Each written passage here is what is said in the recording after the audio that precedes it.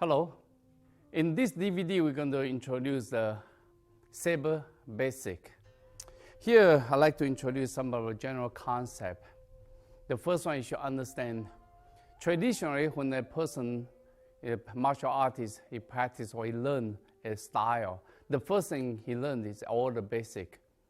It's not like today. Today's people's mentality is want to learn what we call sequence, or we call kata, Chinese call Tao. In karate, they call it kata. But eventually, like a sequence and kata is a combination of the basic training. Unfortunately, a lot of people, they want to aim in for the sequence instead of aiming to the basic. Because this reason now, when the people, they finish the sequence, very often they didn't know how to use it.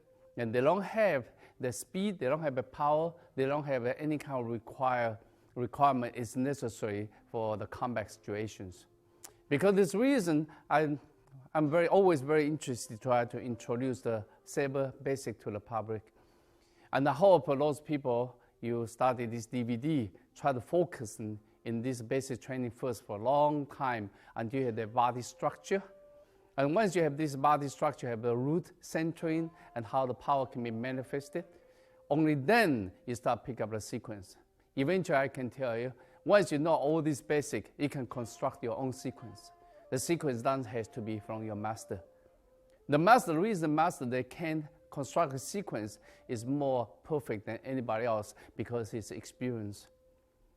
But how he get the experience still come from the basic training and basic drill. Because this reason, this DVD is more important than some DVDs that talk about sequence. The first one to understand, there are many kinds of sabers. Depends the styles. Because different styles, they use a different length. So the first thing is try to see the length. The second, see how they design. For example, I can give you the longest saber probably you can find today is a Bagua saber. Okay. In my hand, you can see this is a Bagua saber. Bagua saber, you can see very long. The reason it's long because Bagua Zhang, they use the internal. Bagua Zhang is one of the internal style, one of the 4 most famous Chinese internal martial art style. Tai Chi Chuan, Xing Yi, Bagua, and Liu He Ba Fa. So Bagua Zhang, because his internal power, he'll be able to send the energy to the tip of the saber. So that's mean almost like his arm extended all the way from your hands all the way to the tip of the saber. So because that means you have the chi reach that far, so you have a better feeling. Because that kind of feeling is so important. Once you have that feeling, they can stick with you. So saber, they stick with you, keep the distance. When they keep the distance all the time, they can attack you, but it cannot reach them. It's almost like when you try to fight with the guns. You have a pistol or you have a rifle, you can shoot 500 yards. Your enemy have a rifle, shoot only 300 yards. That's why you try to keep your enemy between 300 to 500 yards. That's the whole idea of the sabers. So the Bagua saber, you can see, is very long, very big.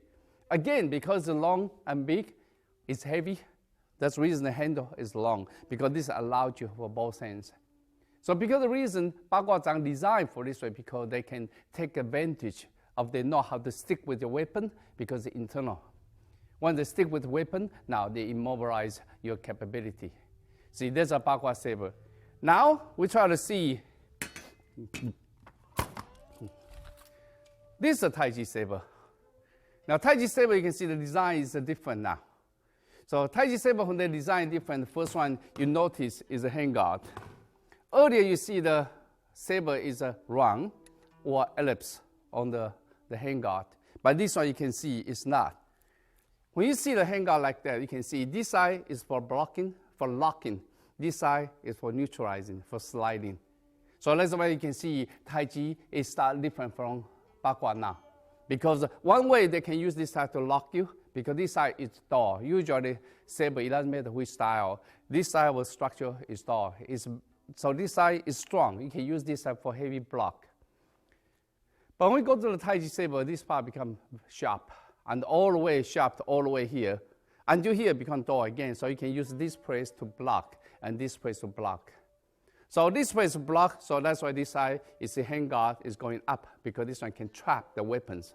This side, no, it slides. So this side has to slide away. So in this case, Taiji can use this side to neutralize and this one to lock your weapon at the same time. But you see the structure of this weapon is different from Bagua Saber. Okay, let me take a look again. From the structure, you can see Taiji Saber and Bagua Saber look at the back side. What's the difference of back side? This one is Taiji Saber is very smoothly all the way to the tip. The Bagua Saber is not. It's all the way here. From here, you can see this one have a curve like that. Look at the structure here. What this structure here for? You take a look at what the structure here for. This is a structure, that means they use a lot of physical power, physical strength to bounce enemy's weapons away. So from the weapon, you can see right away, Bagua is not as soft as Taiji. So because they use this power, use a lot of muscular power, it can bounce enemy's weapon away from these directions. But for the same time, you can see Taiji Saber is not the same. Taiji Saber, you can see they stick with you and they neutralize you because they don't use the muscular power to bounce you away. So you can see Taiji Saber structure is different. But not only that, you can see this saber considered short to my length. Usually the saber from the ground all the way to the solar plexus area. Again, because it's a long weapon, but this one you can see thinner. It's not as wide as Bagua, so it's not as heavier. Not only that, after you fight for a long time, your arm will be tired. That's why you use two hands as well. So this one, because hands is long, give you two hands. Not only that, this one allows you to slide. When the slide, suddenly your enemy, unexpectedly, you see the weapon go to that much further for the distance-wise. Okay, so these are two kinds of saber from internal styles. Then, let me see the shoulder saber. Shoulder saber, these are called 蝴蝶刀 or butterfly knife. This is a southern style. Southern style, of course, this is only one kind, but this is not only kind.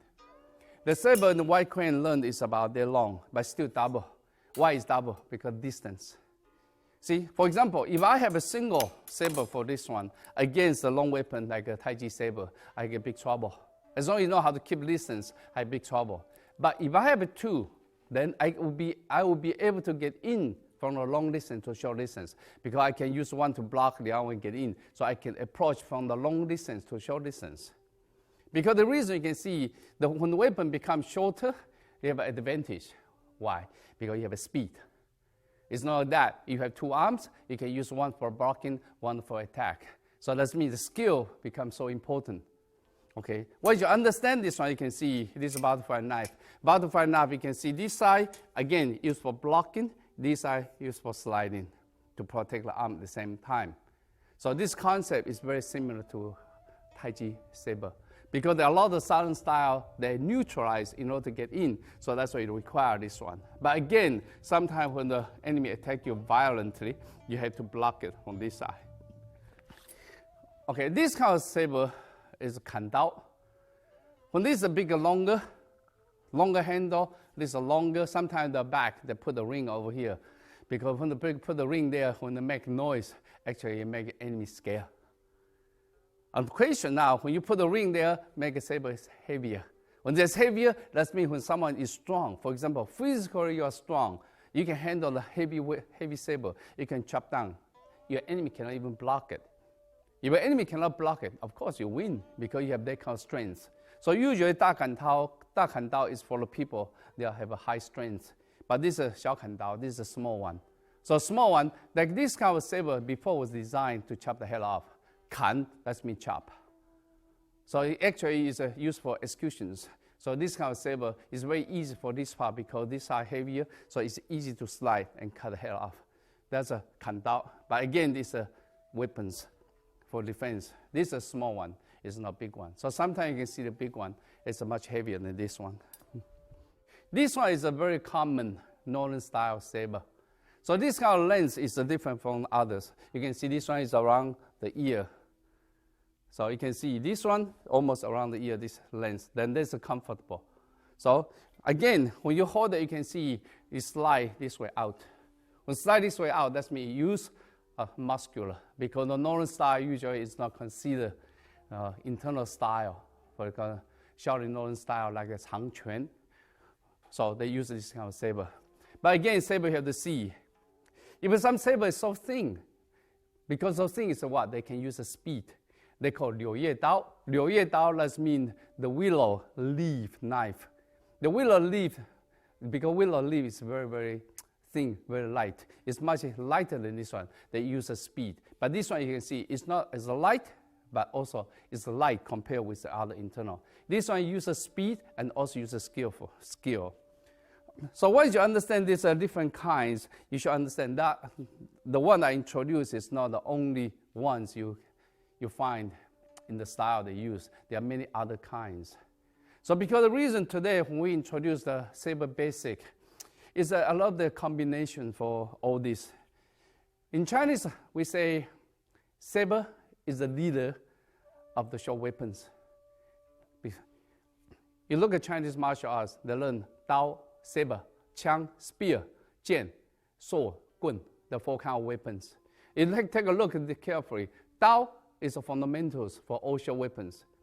That means almost all 70% of the weapons, about short weapons, they share the same basic training, same fundamental as the saber.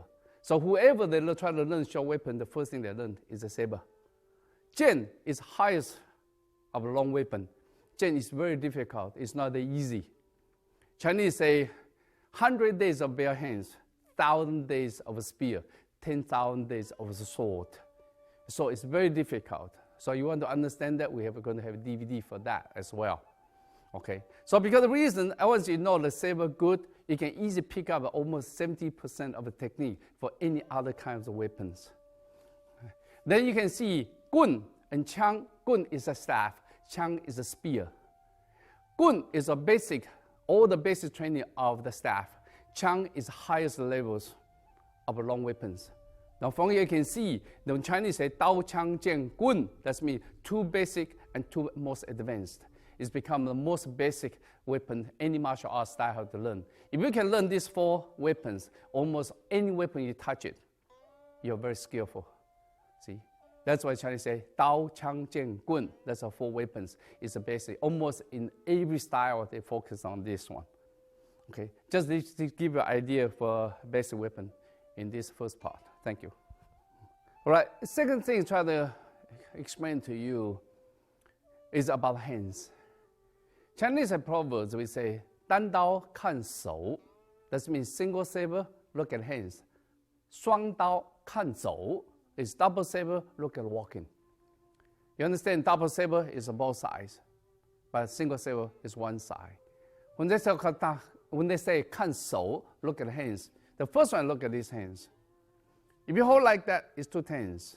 It's not flexible. Like that, it's so stiff. So when you hold a weapon, actually, the middle three fingers. But if the saber is become so light, a lot of time, a lot of style, they use these two fingers as holding, because this one is easy for this trapping. But if you try to use a saber to neutralize, it's not light. You need these three fingers. So these two fingers usually don't touch it all the time. So next one, give a flexible. feeling. Give you learn how to circle the saber easily. If you hold like a 5-finger stiff, you can see it's very stiff like this. If you go this, it allows your wrist more movable because this tool is not as hard. So 单刀看手, they look at how you hold this one. Not only that, this one is able to slide. Remember the structure of this one. See, remember a lot of times saber have a piece of handkerchief here. The handkerchief here usually is long. Usually it's not, it's only for decorations. People say, oh yeah, this is used for strategy. No, you keep thinking. If I have a saber, I have a handkerchief here. Handkerchief is not fast. Your enemy's reaction is so fast. He can grab the handkerchief, now he controls your saber. So usually in the battle, you cannot have that. People talk about, okay, this handkerchief, you can use to wipe the blood, whatever. You wipe the blood, you can put it in the handkerchief in the pocket. But once you put the handkerchief here, it's not good. Tangle around your arms, it's not only that, your enemy can easily grab it. Okay, it's the same as a sword. So because the reason when you hold it, you have to understand how to hold it right. See, this one, you can see the structure here is a curve. I'm talking about this Northern style. Now, this curve because it allows you for this hook. So you swing it, this is a hook easy. Without this curve, it can easily slide away. Especially in the battle, after you fight for a while, then your hands sweat. When your hands sweat, it's easy slide. But if I have this curve, it will increase the grip. So that's the reason you look at structure, the saber go this way. A lot of times they even curve even more. Because one time I saw the Arabian saber. This one even go more for this one. Because it's the same theory. Because when you chop, after you chop, you fight for a long time, you sweat, and the weapon can fly away. Okay, so when you grip, it's very important how you grab it. Because 单刀看手 is the first one, look at his hand. So when you try to judge people how good he is, the first one, look at how he hold the saber. The second one, how to see the other hand. This hand balance it. See, if I go like that, there's no balance. Like you push your car. In order to push forward, you have to push backwards. For me to get forward, I have to get backwards. So you can see this one is a straight line. And once you go here, now it's not good. You go here, it's not good. Have to balance. Not only that, when the saber goes this one, it is this one. It's a feeling of a balance. So because the reason you understand when they talk about 单刀看手, you talk about this hand and talk about this hand. How you use this hand to balance it. Okay, it's important for you to understand. Not only that, this one is used for trapping. Okay, like that you can see, he can reach me, but I cannot reach him. So because the reason you can see is only about 4 inches short for my saber. That means for him, if he's very smart, he keep me in that range, then he can always get me.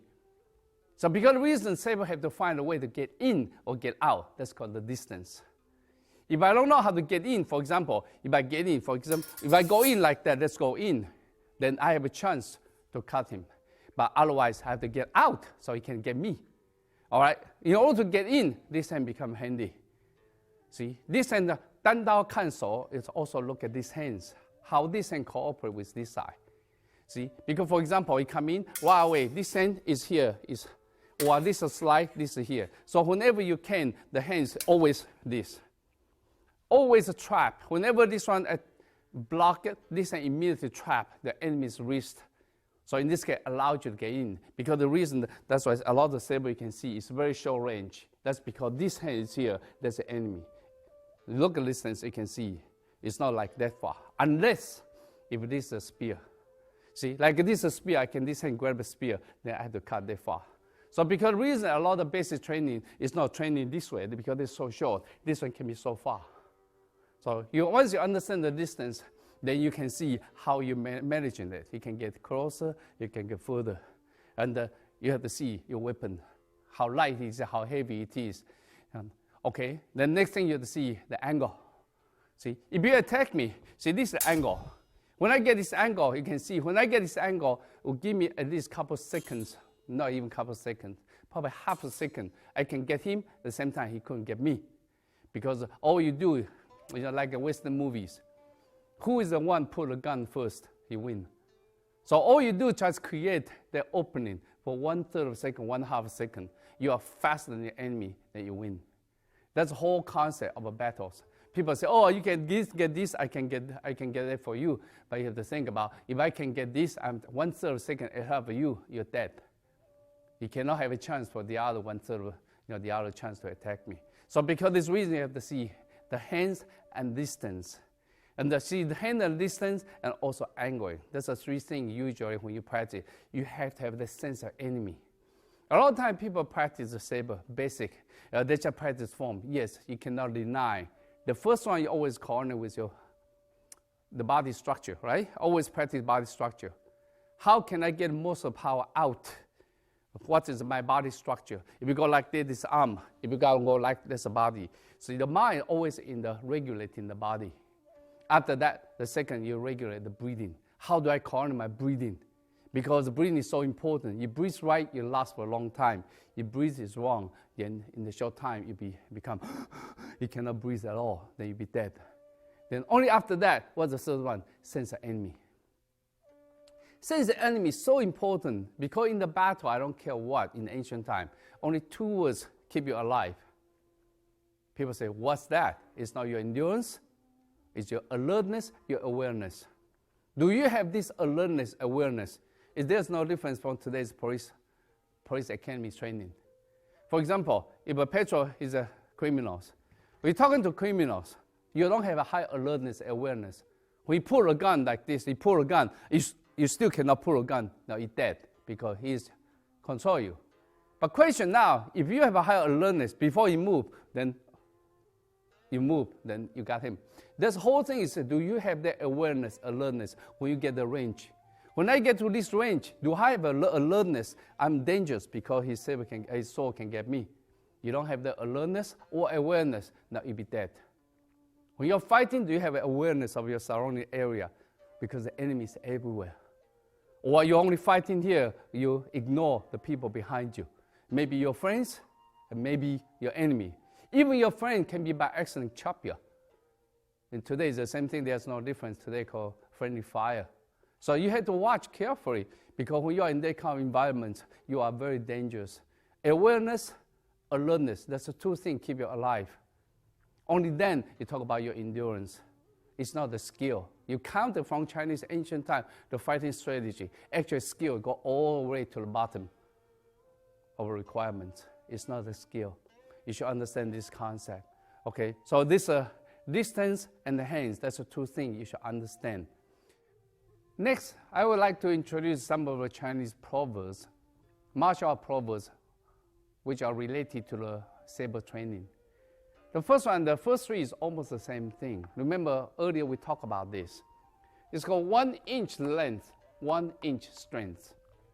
That's exactly Tai Chi Saber or Bagua Saber. They try to keep the length there. As long as you have that kind of strength, you have that kind of internal power. You can keep your enemy stay away from you. You can get him, he cannot get you. Then you have that strength. That's why they talk about 1 inch length is 1 inch of strength. It's a strength talk about you can easily get your enemy because you have a stronger capability to get your enemy. Also talk about you also need yourself a strength. Without that strength, you cannot have a long weapons. Second, 1 inch small, 1 inch skillful. Okay, again, what that means, that means if a weapon is smaller, it's skillful because of the speed. You have speed, your hands allow you to move faster, and you have more skill to take care of your enemy. So 1 inch is small, 1 inch of skillfulness. That means allows you to have that kind of distance. Yeah, that's why I talk about short weapon. So that means short weapon have an advantage of short weapon. Long weapon have an advantage of long weapon. For example, you're fighting in a small room. You're fighting on the boat.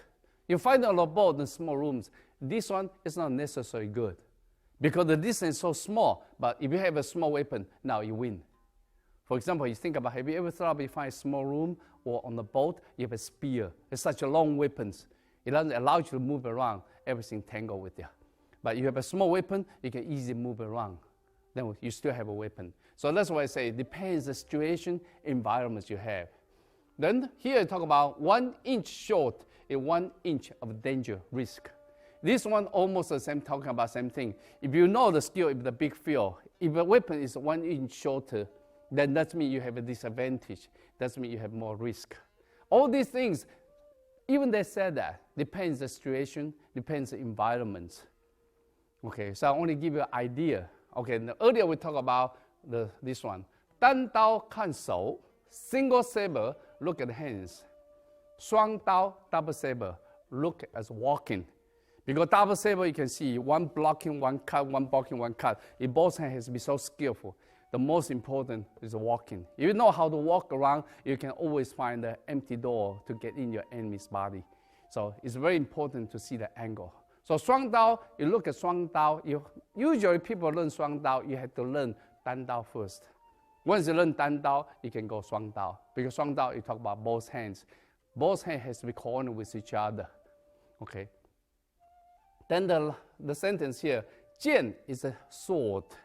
Sword, 走轻, 轻 does mean light. So this is the same meaning as this one. Because that means speed. They say perform the sword like a phoenix. Because phoenix, you can see how they fly. That means very light. When the sword, you can perform the sword light, then you can use the speed. Because remember, sword is not heavy weapons. So if you know the sword, you don't know how to use the speed, then the sword, unless you know internal power, use your long sword stick with the enemy. Otherwise, your sword it better be light. 刀走黑, 黑 that means vicious.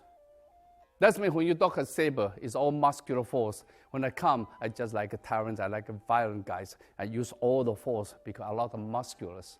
So because this reason, 刀 is not as skillful as a 剑, but the 刀is a basic. Because that's why you can get saber good in 100 days or 300 days, but the sword, it takes a long time. So a lot of you try to practice this DVD. It starts with the saber basic.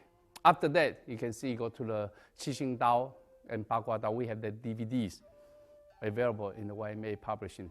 So only you have this basic, and then you go to those, it'll be easy. Okay. After this, still have a couple more proverbs I'm going to introduce. Okay. There's 3 more proverbs. It's commonly known in Chinese martial arts society. The first one you can see, 死刀须明刃口, 大刀不离定手. It's a very important keywords. When you use a saber, you must understand where is the sharp areas. I've seen so many of my students, the beginners, even saber is not sharp, they still cut themselves. That's because they cut themselves, they don't have their awareness, or they don't understand which place is sharp, which place is not sharp. Because if you don't understand that, then how do you have that awareness when the enemy tries to attack you? Because when you turn, the way you're holding it, you have to see the way you cut. Because like that, he cannot cut this way. Once you turn the hand, you know the saber come in for this angle. We go here, the saber can go this angle very easily. So from the hand's position, do you have that awareness? Where is the sharp come in? If your enemy, the gun's here, you don't feel threatened. Once the gun here, then you're dead. It's again the same thing. You have to have that awareness. When enemy hold the weapon, their weapon from different angle, it can threaten a different area of your body. So that's why when you use a saber, do you understand which place is sharp, where you're holding? You understand your enemy is holding. Because it's talk about 2 sides, talk about you and talk about your opponent. 大刀不离定手. When you use a long handle saber is heavy. You cannot separate. Because when you have the sabers, because today I see a lot of style. Saber is very heavy because the saber today, the long handle saber, they make it so light and make it so flexible. No, those kind of saber is for performance and they make a noise for the blade. No, the traditional saber is very heavy because it's horseback riding weapons. Horseback riding weapon is long because this kind of long handle saber is not just protect yourself, it also protects the horse. Because a lot of time you want to really kill your enemy, you kill the horse first or injure your horse first, then eventually you kill your enemy.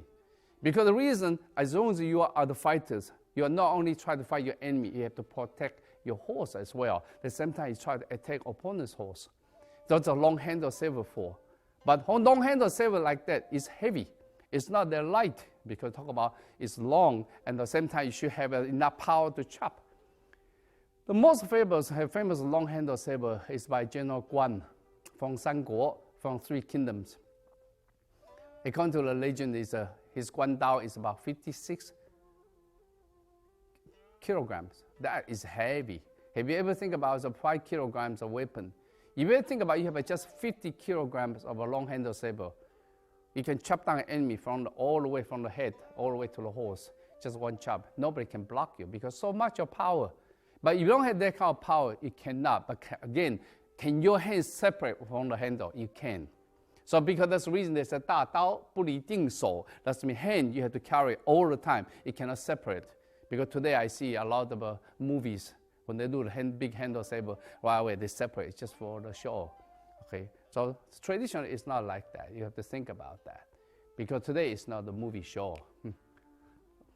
Okay. 刀劈空金黄柄扎 枪扎过虚防把打 Remember, all this one like a rhyme, like a Chinese poetry. Because remember, in ancient time, probably 99.9% of people were not educated. If they were not educated, they couldn't understand, they cannot understand the words. So the way to help them to memorize it, you write it like a poem or like a song. So that's why everything like a songs, you can see. Like this one, 使刀须明 刃口大刀不离定手 You can see the way they talk. And the 枪劈空金黄柄扎枪扎过虚防把打 So all these things people start memorize and they start understand it. Okay. What they talk about 枪刀劈空 This is saber. Okay, the weapon is not only here. This part is big weapons. Because remember, when I cut, if I cut, I find out I'm empty. You get out. This is a strike. This part used to strike, this part used to hook. So that's what they talk about. 刀劈空 Your enemies, they chop you. For example, he chopped me this way. You say, oh, I got him. No, you don't get him. He gets you because his handle is still here.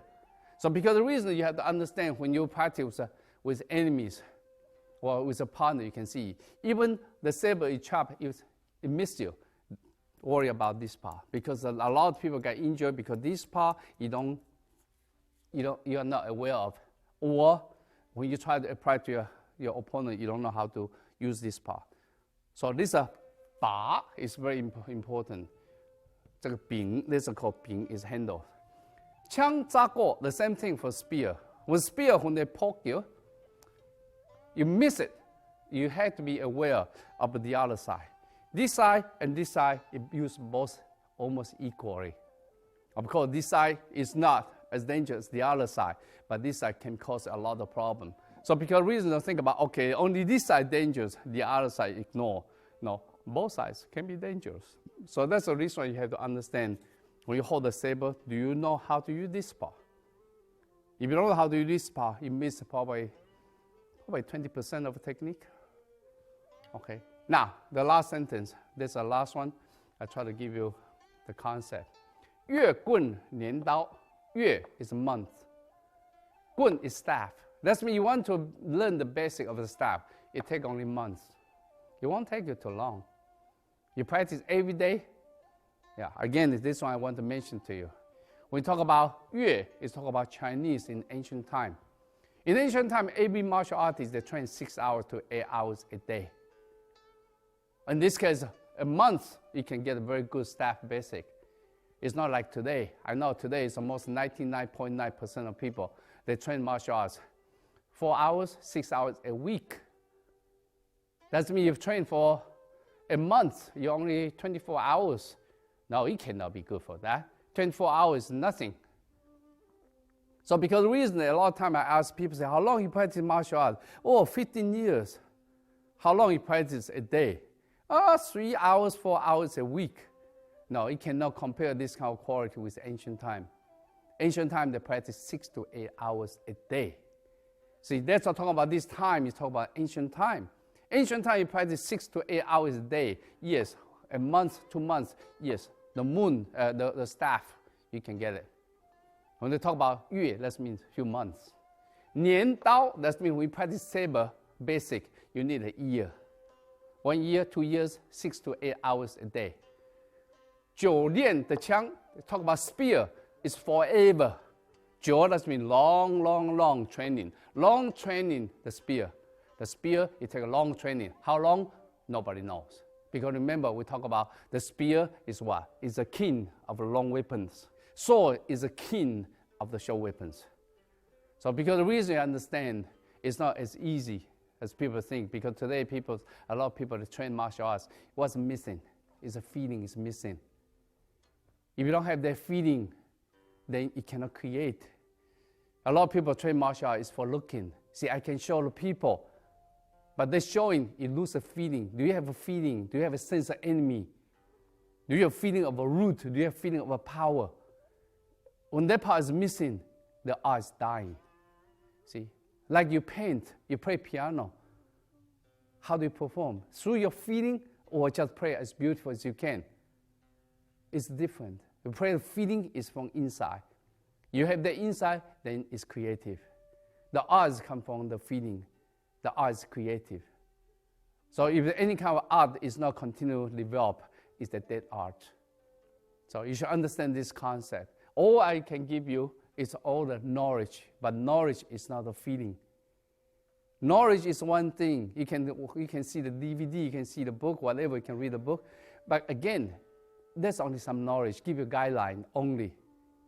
The feeling, you have to really experience it by constantly practice. The same movements practice until you have that feeling.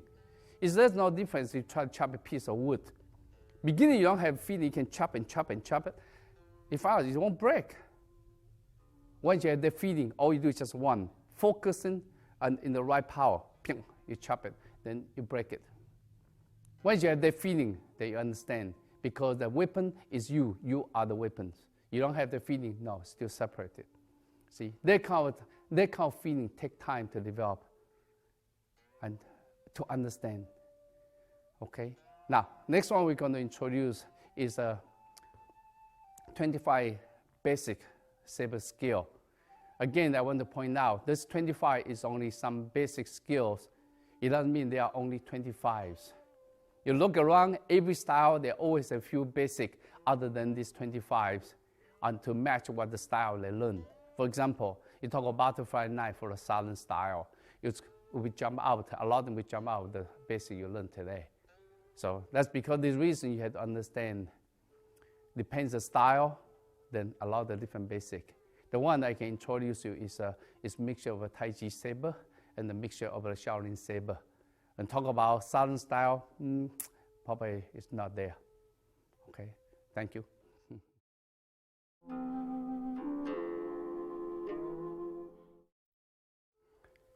Next, I would like to introduce a 25 key technique or common, most popular technique in the sabers basic drill. Okay, but before this, I want to explain a couple of things. The first one, talk about these hands. This hand is earlier we talked about 单刀看手, talk about this hand, how to balance it. Also this hand, when you touch here, it's because this is only two positions, either here or here, never been anywhere else. Because here we can help. You see, when I push it, this is a push. When I pull, this is a pull. So this one helps you so much for the speed and so much for the power. Because the reason we say 单刀看手, see how you use this hand skillfully. Do you know how to balance it? Do you know how to use this hand to help to manipulate or control, managing the saber? Become very important key for these hands. So you have to understand this concept. Okay. Now the first keyword is called 云. 云 called clouds. It's almost like a clouds in the sky. Then the clouds usually talk about one on the top. You say this is clouds. So this kind of clouds is different from this. This is a sideways clouds. This one is this side. So when you see like that, it means your body on the bottom. For example, in ancient time, you can fight commonly with people on horseback. So that means your enemy is all the way above you. He always attacks from your head. So because the reason you have to know how to block yourself from that. It's not only that, a lot of time in people long weapons, they come high, so you have to know how to neutralize it. So from here up, any kind of block from here up, you neutralize with circling. It's called clouds. For example, you can attack to my face. See this right away, and I block it, this I neutralize it, and this cut. This again is a clouds. Or I can go this and this are clouds. Okay? Or this side, this the clouds. So anything above, usually above the neck area, okay. above neck area, and this one, you protect this area, and this is called clouds. So this one practice is so easy. You practice for this body turning. So this is this body turning, and this, the body turning. Okay, again, these hands, you help. So this hand, either here or either here. Because this hand give you balance, this one help you to push. And the hand and this is all balance each other. So it's called clouds. So a lot of time with clouds, you can, with the leg, it's become this kind of clouds. Yeah, this kind of clouds. Then when you put the body down, become this structure. And this one, it can turn, again, become this structure. So everything around here is called clouds. It's called 云. Yun, that's the first keyword. Okay, thank you. All right, the second keyword is called 分. 分 is called divide. Divide, there's two divides. One is this kind of divide. It's vertical from this chopping. This is a divide. The other divide is horizontal. There's the two most common one. So this one you can see block and you can chop for this angle. For this is divide, or this is divide. Also, this also divides. Whenever your body open up, this is called from the center, open up, this is called divide. Remember the keywords, it doesn't mean the only one technique, it's only give you an idea. Because that's called the keywords. It's an idea, but in that idea, they can have many manifestations of the same idea. For example, called divide, that means everything divide. So this is the divide, and this is the divide. So once you get this concept, then you can easily understand. One of this divide you can see very common. Like he attacked this part. When I block it, this called divide. But eventually, you can see this divide only give you an idea. But eventually, from this power motion, it becomes chop. Later, we can talk about this one. So a lot of times you be confused. Okay, this keyword and that keyword is very, very similar. Yes, that's because you cannot divide them absolutely, because every movement they mix with the others.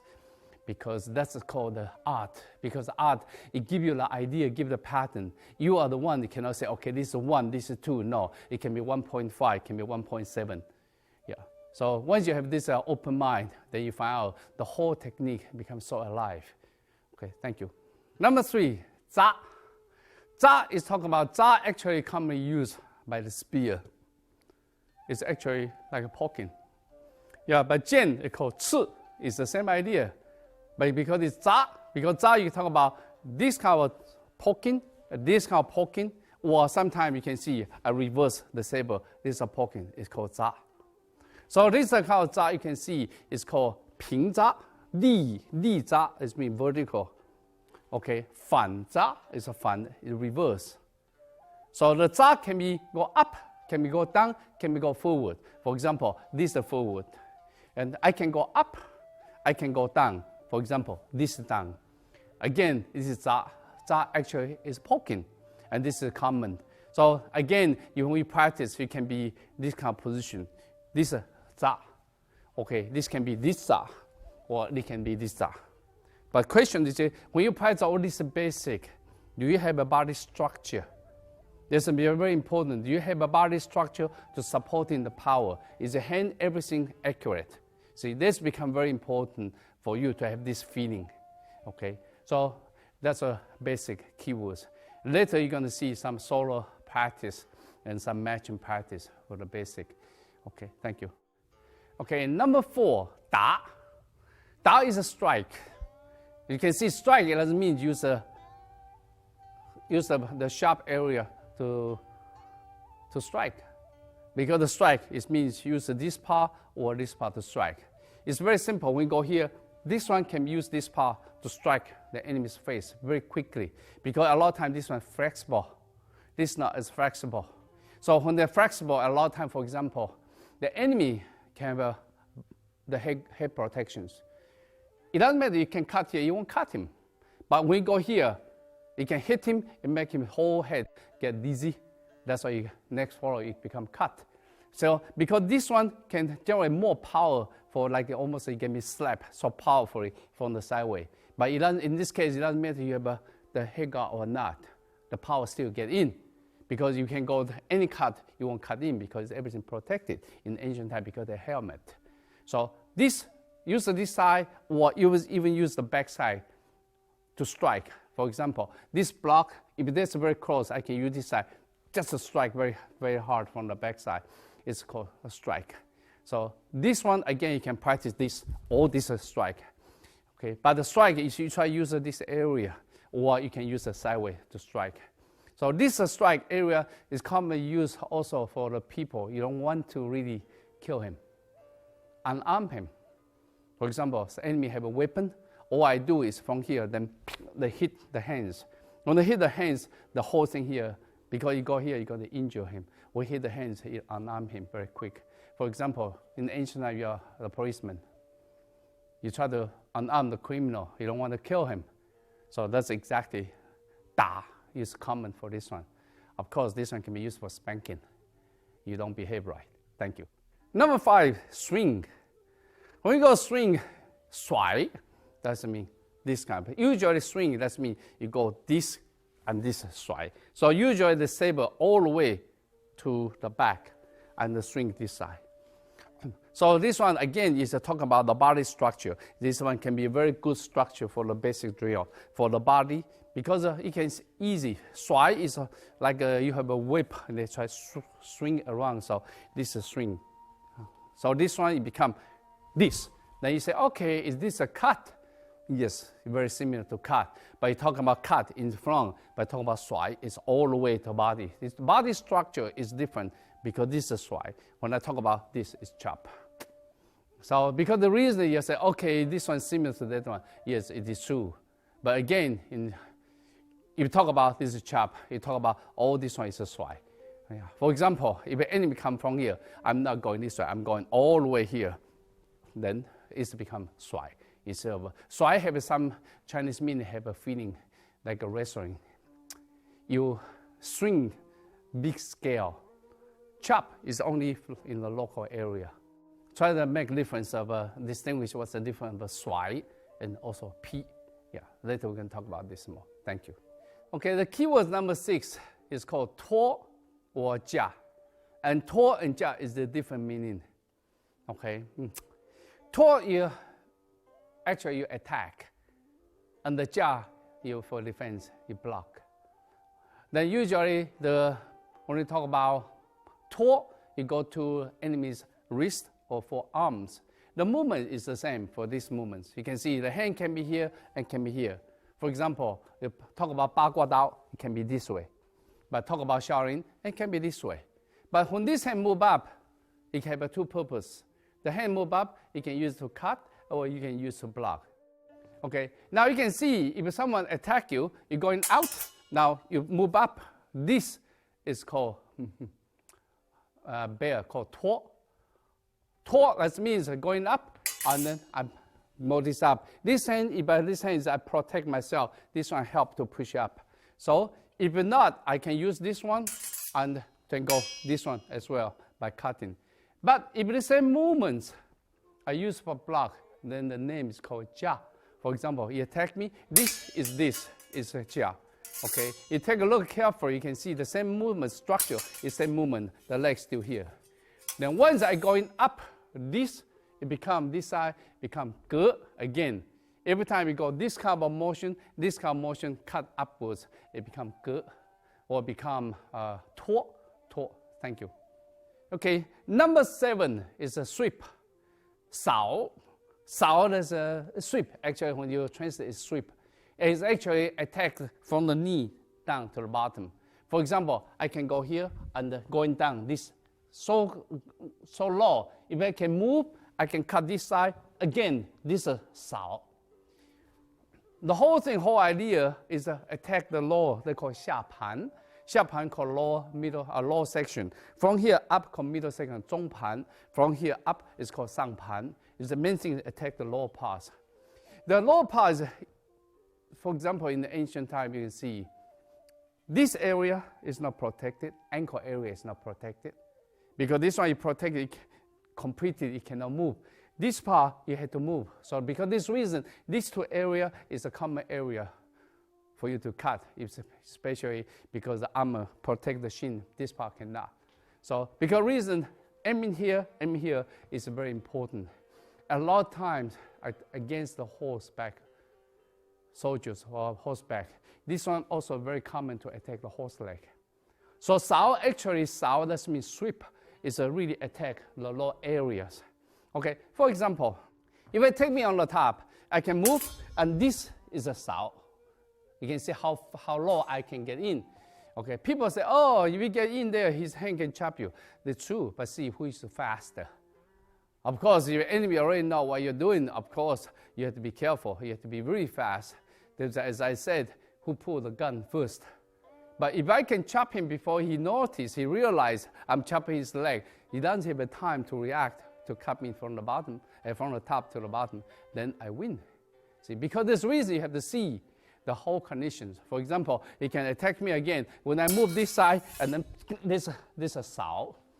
All I do is cut the lower part of this area. Horizontally, you sweep it, that's called sao. Okay, it's simple, but it's a right concept, you understand. Thank you. Okay, bao, that means embrace. Usually, there's two ways you hold the saber on these hands. There's one way, the other way on the back here. But this way, it doesn't call bao. This one, yes, this is called bao. Bao dao, bao, let me embrace, you're holding there. The bao dao have two ways. One is called li bao. For example, this one is commonly used for greeting, so you can see this common for greeting. Because this part, the saber structure, you can see this part is not sharp.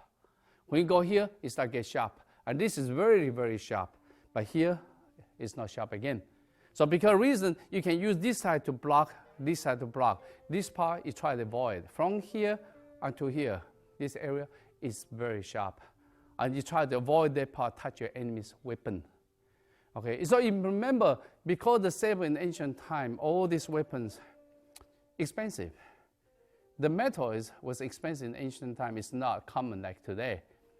Especially, the skillfulness of the make the metals was a good refined. The metal is not as easy as today either. Usually they talk about 3 kilograms of a metal. They keep pounding it until it becomes 12 ounces. That's mean get rid of a lot of impurities. It takes almost a whole year to pound the condition in one small piece. So because the reason, the weapons, a good weapon is very expensive. So let's say if someone give you a weapon, they say, oh, how good it is. You take hand, touch it, it's really bad. This part should not even touch by hands at all because hand have a salt. So you cannot touch this area. When someone give you the saber to look, you can put on the sleeves. You can look this way. Even the worst that you can put on the fingers, but never touch your skin.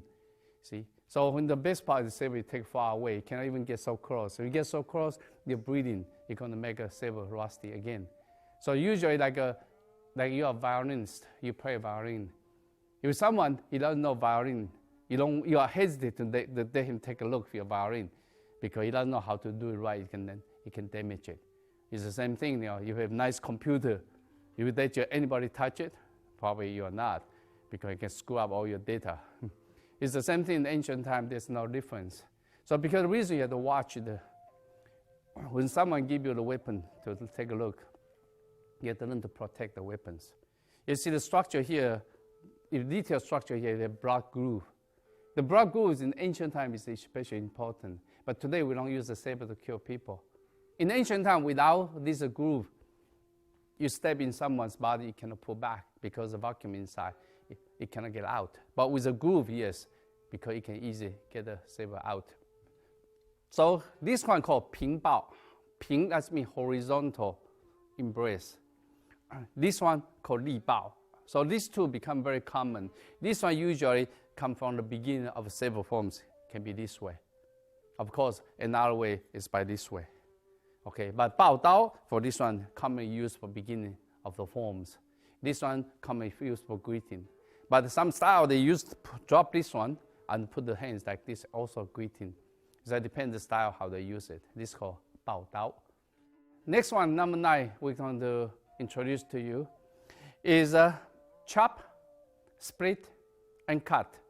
But actually in Chinese, there are 4 words, all very similar. That's why I put these 4 together. The first one they call pi, kan, duo, zan. And people say, uh-oh, they get confused, right? So that's why you have to see, because sometimes it's hard to distinguish from one the other one. Okay, this one is called pi, chop. You chop like this, it's not. If you go this one, it's called duo. It's very quickly, the arm almost straight. You're going down, for example, this is a piece of wood, I break it. It's called duo. It's almost like this wood, you just cut like this, called duo. But once I go with this angle, then I start have a cut. Instead of just break it by this, then it's called pi. Next one, kan. Kan become this angle. See, pi is this way with this angle. But this angle, once I change this one, it's called kan. Which, again, in English, I don't know you distinguish. But Chinese, in the Saber martial arts society, they split. There's a duo, pi, kan, and this one, zan. Zan actually chop the head off. So usually, zan is this way, or this way, zan. Okay, so now you see, 4 to the Westerner maybe say it look very similar. It's true, but when we talk about, to Chinese, talk about keywords or P right away without thinking, they go this one. Duo right away is this. Duo is almost like this balance instead of go this. It's different. When they talk about kan, it's this.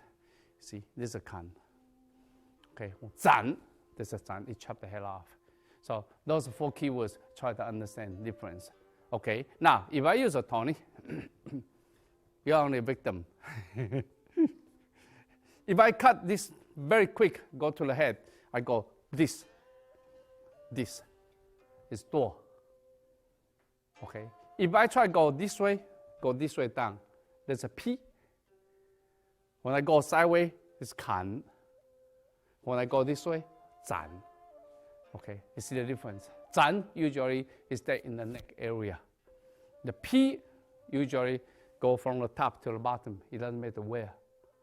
Okay, then the kan is sideways, usually from this area down this area. All right, so I only give you an idea for these 4 keywords because we're going to use it later in the solo practice and also practice with partners. Okay, thank you. Number 10, 点, a point. Actually, you use the tip of the saber to attack. So usually for this called 点. For example, if this enemy come in, he attacked me, then when I move away, bang, this is called 点. It's very fast, I go, bang, is in. But we look at my hands, actually my hand will help for this. Once you go here, this hand can balance it. So this kind of called 点. 点 is very quick, very fast. But 点 is not only for the arms. For example, it can attack me, I can block it. This also 点. 点 is a very quick use of this part, the tip of the saber to attack. This one usually used for those people, the saber is very light. For Tai Chi saber, now this one is not practical. Bagua saber is not practical, it's heavy. Yeah, but for the speed, yes, it's very quick. Okay, thank you. Number 11. Number 11, this one's almost every style of saber, but even the movements is similar. The name is different. You should understand in Chinese martial art, there are so many styles. According to what I know in 1970s, when Chinese mainland tried to investigate how many styles still existing, you know the conclusion, there are still about 1,500 styles were existing in 1970s. But every style they call different name because they practice secretly in different societies. But even the same movements, they call different name and they're different dialect as well. So kind of the next one. Next one is a translate called roll back or pull. But eventually Chinese, there are so many keywords called le, dai, chou, ba, la. But do you think about all these words is very similar? Yes, it's very similar. The meaning is very similar. It depends only which place you talk about. All this talk about is so simple. We talk about these movements. These movements, we call le, can be dai, can be ba, can be anything, but the movement is this kind of movements. Okay, these movements for what? If you look at structure carefully, now you can see the movements. Okay, now you look at it, if an enemy attack me, this right away, you can see this also die. Die, that means it will carry away. But see, the motion is so important because this motion I'm not attacking. Actually, I'm neutralized. It's called die. But when this one I talk about, cut these arms. For example, he attacked me, I can be blocked and then cut the arms off. This motion is called different. This can be ba, pull, and can be drop back. See, that depends the name for different styles and how they use it. For example, the other possibility, it becomes this side. He attack. See, this one again. This one you see is cut. No, it's a die because again my body on this angle. This angle is also die. Okay, so thank you. So the die, you can see the angle is this kind of angle, this kind of angle. Actually, follow enemy's arms. If follow enemy's arm, you can use this motion for blocking, or use this motion take the arms off.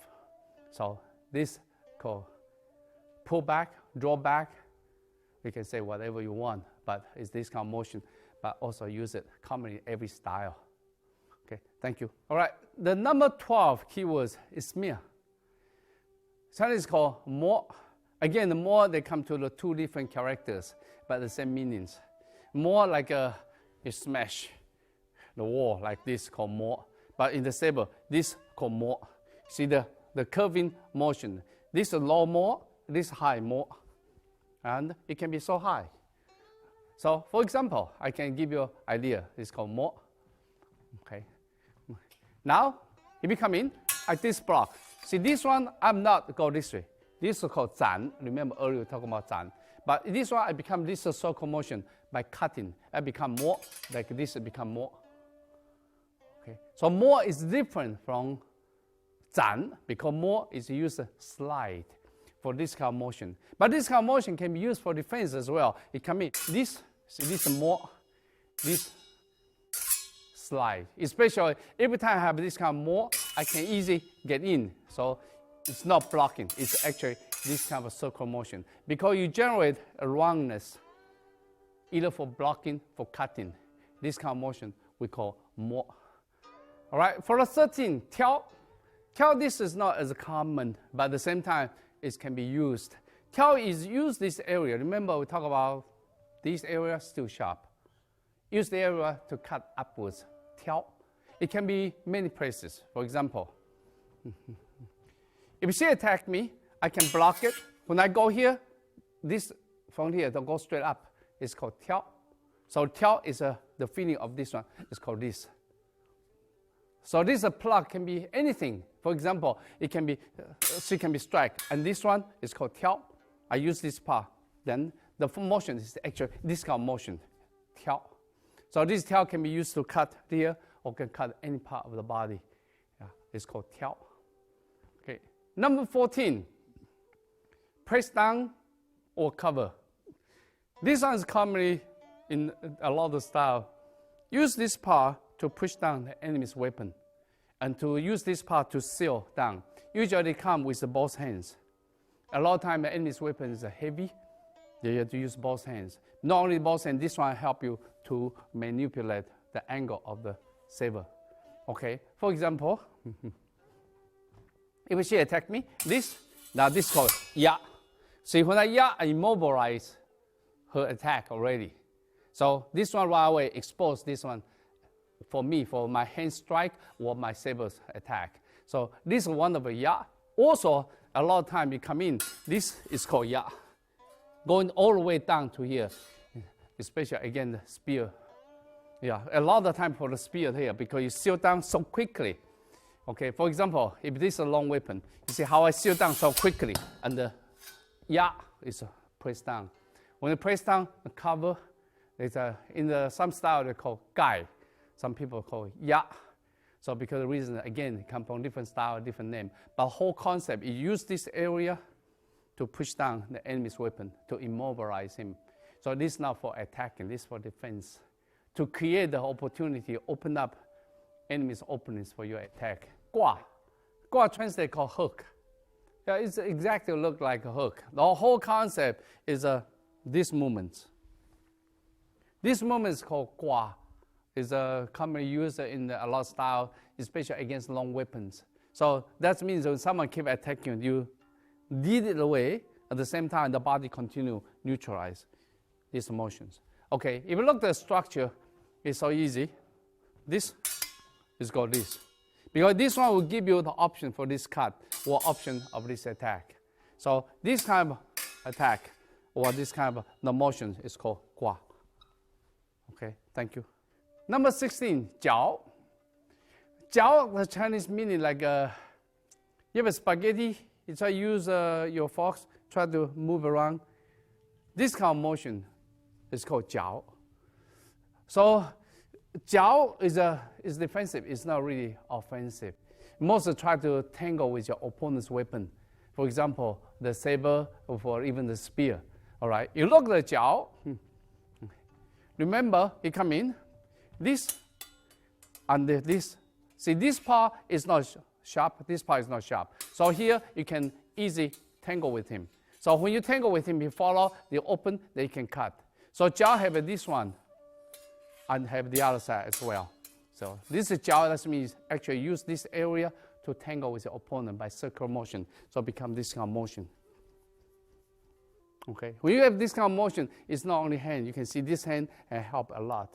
That's why a lot of jiao, very seldom they go here. Usually it's this hand this way. Because this help you to push away, to neutralize. Once you see open, then you cut. Remember earlier we talked about this one, it becomes tiao. This one becomes zan. So that's why for jiao, this is called jiao. Jiao dao. Jiao dao, that means the saber, you wrap around. Okay, thank you. Number 17, ge, block. See, this one, in Chinese known style, sometimes they call it jia. So that's the reason this one you can get confused with earlier one, because this is jia. But again, this is jia too. The only difference is this is this. Now you can see how similar it is. Because this jia is simply for blocking. So some weapon come in, you got this part. Or this is jia, this is ge. But the ge, again, some style called jia. That's why it's can get people confused. Because again, it's the same Chinese words, but it means different, only slightly different. For example, this we talked about this earlier was a jia or tuo. But now you talk about this. But this is also commonly called jia, or now here they call ge. Yeah, so this one you can see it's not complete violent block, because all you do, use this part, because this part is dull. From this part you can use against a heavy attack. Then from here you slide out. For example, because you can use this one a lot in the later training. If you chop from the head, see this, and then you can see slide. If you look at structure of this structure, it comes this angle, then you can see, you chop in, you can see this is not this, it's this angle. This angle, so his saber continues to slide down, yeah, that's what gives you this attack. So because this reason, you can see, when people cut, they are not cut and stop here. You cut in, you continue, go down. And that's what gives you this. It's so quickly, actually, you generate this kind of shape, like a roof. So everything come in, go to the sideway, and release your saber, so you can cut him. So this one, you're going to see a lot in later training, because it's one of the important training in the saber drill. Thank you. Pong dao, pong is mean this. So pong is a pong, then you can go in, or this one you can block as well. Pong, this means the tip falling forward, this angle called pong. For example, the first one you come in, this is yun. Once you go here, and they can go forward, because pong. So this pong can be go straight forward. Or you can come in, attack. I can go here, while away. This both hands, you can see my left hand touch my right wrist. From here, I gently push forward. It's pong. Pong is a simple and very quick. Usually go straight forward. It's a pong dao. Okay, thank you. Next one, sink. Sink is bong. That means suddenly you drop your wrist. Boom. This is called sink. This kind of sink is used a lot. You can sink for this side, sink this side. If you sink this way, you can use for block. Sink this way, you block. This one, you sink, can use this part to tiao. But when you go tiao, this is sink. So again, the sink is talk about this area. It's actually from this angle, you can see there's a sink. Okay, called bong. Bong is almost like a collapse, like a mountain suddenly collapse. You talk about this wrist collapse. Commonly used for what? If someone attack, because remember, enemy always try to aim in your wrist area. Because once they attack your wrist, that means your enemy unarm you. That means you get trouble because you cannot hold weapons. So because the reason, this one is special against people cut you, this one, boom, you drop it. We drop it, we give you this chance to block. For example, now again, this one you can use it for practice. You cut by this one, this sunk, you can see my saber come this way. Again, it coming down, this. So you can see it come in, if my hand doesn't drop it, it's very quick. Drop it, then this one I block. So it become, this is a keep away and then get out. So this one, you're going to, against people, cut these areas. Okay, it's called bong. Bong is one of the key technique to escape from people attack you, the arms. It's a very easy conclusion. Thank you. Next, number 20, tui is push. Actually, push lets me use two hands. This push, called tui dao, is common for the short range. For example, like there's a Tony. He come in, be attack. Once you go here, you can see this how I tui. This one I can ping tui, li tui. All this is tui. Tui lets me I use this to seal. This one can also use for cut. If you go to this side, see, when you attack here, you can see I go here, there's a tui. Again, this tui is use this hand to push it to cut this area. So this is tui. Okay, so tui can be used to seal and can be used to cut, to attack. It's because this one is the short range. That means occupy the central door and go in very quickly. Okay, so it's the tui, but you need these hands. Tui is especially commonly used against a long weapon because this will give you a big motion. For example, a spear come in very far distance. That's why you move, you go in, tui. That means the spear. You understand spear distance. Your spear distance, it keep you into the spearhead distance. You get big trouble. But you can get in half of the spear length, then you start get immobilize your opponent's spear capability. That's a tui come in. When tui come in, you block it, you seal the spear, go all the way to block in. So this one in the future, we talk about introduce long weapon against short weapon. You can see this one will be commonly used for tui. Okay, thank you. Next, number 21, wrap around the head. Different style, they call different name, but it's very common in the Saber basic. Sometimes called guo nao. Guo nao called wrap around the brain. Guo nao is brain. Wrap around the brain, that means wrap around the head. Pan tou, that means circle around the head. All these names is used. Sometimes they call chan tou. Is a chan that means coil around the head, but it's the same thing. They talk about the same thing. There are two for this chan tou. Is this a wrap around the head? And this is wrap around the head. You're going to see this a lot in the basic drill. If I go to the side, we can see this is this. You can see all the saber wrap around the head. So remember, saber don't go this way. Protect yourself, go this way. So because reason we go open, the back is almost a vertical. The same side is almost a vertical. Yeah. So is it good or not? Depends these movements. A lot of time you see when people know how to use the saber, just look at this movement, you know how good he is. Because in the short range, it's so important for you to protect this area when you get in into the short range.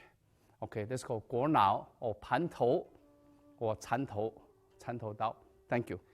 Okay, 22, jie, that means intercept. That means intercept the coming weapons and middleweights. Okay, you look at J, this can be J. Use this part, you get this. This can be J. But this one can use for blocking, can even use for attacking. So J, it doesn't mean only intercept the coming weapons. You can come in because the coming arms also you can use a J. So J, any kind of weapon come in, you J, it's go halfway, you turn. You see, sometimes it can come from the top, you can do this also J. J lets me intercepting. Intercept the coming power, okay? For example, your enemy attack you, this one is J, is the weapons. But the same movements, if you look at the structure, when I go in here, my hands go here. My saber go all right away to the wrist. It's also J because this is useless. So because the reason, the first one is easy, the second one is harder because you have to move the body. If you don't move your body, try to cut here, this one is still against you. So that means this one, you use a saber to block it away. But second one, you don't because all you do is just cut this one. So that's mean body had to move. So usually you try to go to the arms, you have to know the angling. Again, this one come in, it can be this one, J. So this is J. Also, this one can cut. This is also J. Okay, you try to attack the face. Again, this is J. Again, this is J. J is mean you intercept. It doesn't matter which angle you come in. You intercept the coming weapons or coming attack. The middleweight, J. Doesn't mean the same. It's English called intercept. Does it intercept halfway? Okay, thank you. 缠. 缠 is a coil. When you talk about coil, that means this kind of motions. It's different from earlier. This is called 绞. Remember, 绞 is a wrap around. 绞 is like I'm talking like spaghettis. You try to get spaghettis with your forks. That's a 绞. So usually 绞 you can use it either here or here as the central point. Depends on weapons. For example, you have long weapons like you have a Taiji saber, Bagua saber. A lot of time they use this part to 绞. So the enemy's weapon never get to your hands. But the people that have a light weapons, they cannot use this area because it's not easy to 绞. They move to this area. So 绞 can be this kind of 绞, can be this kind of 绞.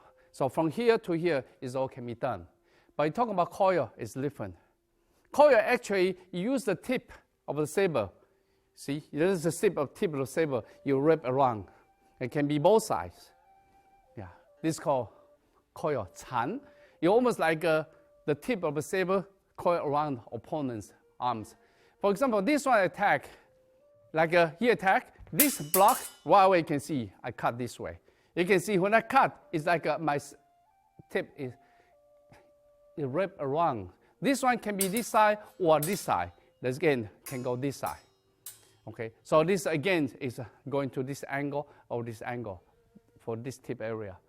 绞 is come from here or here by wrap around. All right, these two, you understand the difference. Okay, because it's a different name. Thank you. Okay, number 24, 撩. 撩 actually is slide upwards called 撩. This kind of motion called 撩. 撩 actually, this part used for blocking, and this is a block, and this is a block. This 撩 is common, especially enemy aggressively attack you. This is a block, and this attack, this block attack. If you look at structure of the movement and with a partner, you can see, okay, if she's attack me, is this, once you block, this is 撩. If she come in again, this is a 撩. 撩is actually slide upwards. Remember, this left hand play important role because this is a push.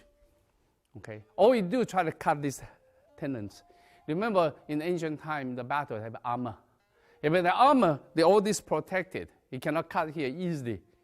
The way to cut your enemy is this area, because this area is not really the solid place. It has to be drapery here. So a lot of times they fall, this place open. Or even this one, remember, you can even slide up to cut in. All you do is just in one cut, okay, because of armor. So 撩 is special against all this area. Okay, thank you. Okay, last one of this one is a commonly called 刀花. 刀花 means saber flowers. Yeah, but it's called, sometimes the style called 辽碗花. 辽碗 that means slide wrist flowers. And sometimes they call 背花 because 背 is mean the back. That means you circle around the back.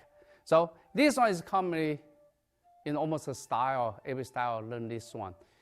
Except some southern style, they don't do this, but almost a northern style do this. Because this one is try to help you, because you can see this is 8, figure 8, you can see. This 8 is the front. Then after that, you can circle on the back and coming back. So eventually, this one will help you to move from one location to the next location, especially in the battlefields. For example, in the battlefields, and I see my general is dangerous. I want to go there to help him, but there are all enemies around me. How can I get there? So that's all this movement is keep away from me. So because this is a very violent attack, violent cut. If anybody comes right away, this is slide, and this is liao. This is liao, and then right away cut the arm or cut the body. So you look at the body structure is this, because this is one of the technique. And this, the other second technique, earlier we explained liao. The back is actually protect yourself. So the body, you can see, this is structure. If you look at front, you can see it is a structure. Okay, so you can see this body structure. Later you can see a lot of students are going to perform that for you. Okay, so this concludes the 25 basic Saber keywords. But again, these keywords also commonly used, a lot of them commonly used for other short weapons, like a hook sword or a regular sword, and a lot of weapons. It's because these are foundation of all short weapons. So you try to understand these keywords, but it's not for you to say, okay, that one I want to train this one specifically, because later you have a solo practice. It's all mixture of all these keywords. Because these keywords only tell you the concept. But when you put this concept together, they become a technique. So when you practice, you want to practice the technique, because from the technique, you understand the concept. A lot of people say, okay, I want to practice only keywords. Now, in the keywords, again, you have to mix with other technique. Otherwise, the other keywords, otherwise, it doesn't make sense. You understand the concept. For example, you say, okay, I move this. You see, this is liao on this, but how about this? This is intercept. See, this is actually liao, you mix intercept and liao. You cannot just practice this one, it doesn't make sense, because everything there, this is different keywords, these are different keywords. It's two different keywords together already. So eventually later when we talk about solo practice or matching with opponents or friends, you can see it's a mixture of all these keywords. But you trace back, every movement is almost all within these 25. Okay, that's why this DVD is so good for you to understand all these simple keywords. Okay, but the first one, I need to understand this concept first before you can put them together. Okay, thank you.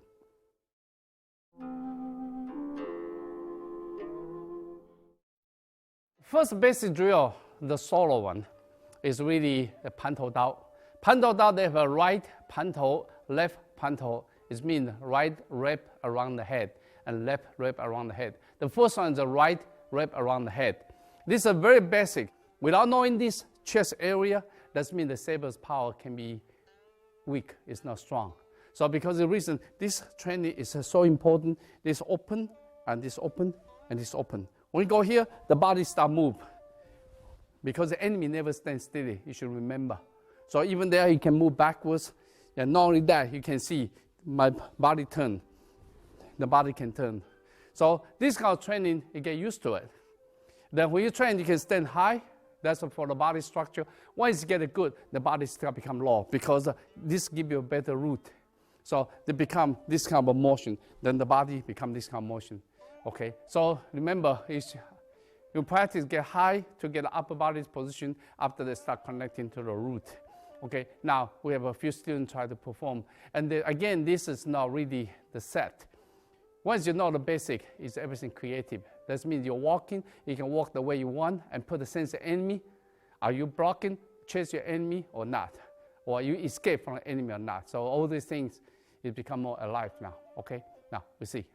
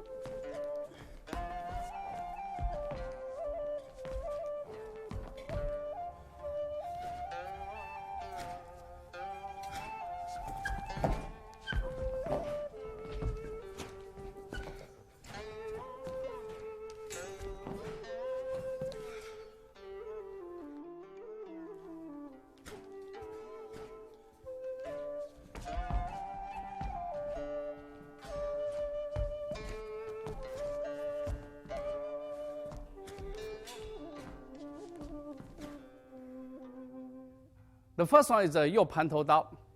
There's 右, that means right hand side wrap around the head. Now is the left. Now left, you can see left hand is here. Again, you circle around the head. The complete opposite to the other one. See, the chest still very important. The other one, the power is come from opening the chest, but actually the power come from crossing the chest. So it's a opposite. So this one, again, you can turn around. Yeah, you can move around, you can turn around. The leg, it doesn't really matter. You can even jump in the air, or you can move any way you want to, because you keep thinking about move from one location to the next location. So that means allows you to protect your body while you're moving. So 盘头刀 is a cut, and this also cut. So one is the right, one is the left. Okay, we shall see how they do it.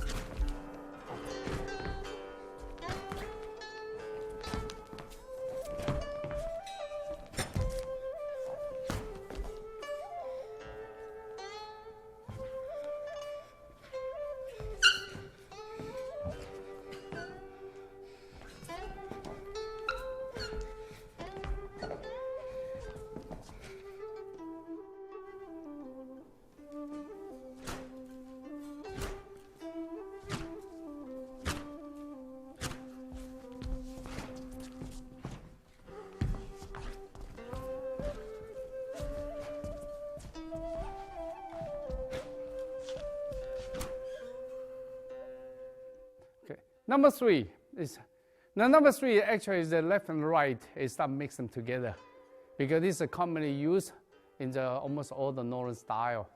Okay, so remember this is right and this left. Once you go here, this right. So you start mixing them both together. So for example, I can go here, cut, and this one you can see I go to the right already. So when I go this right, I can go to the left.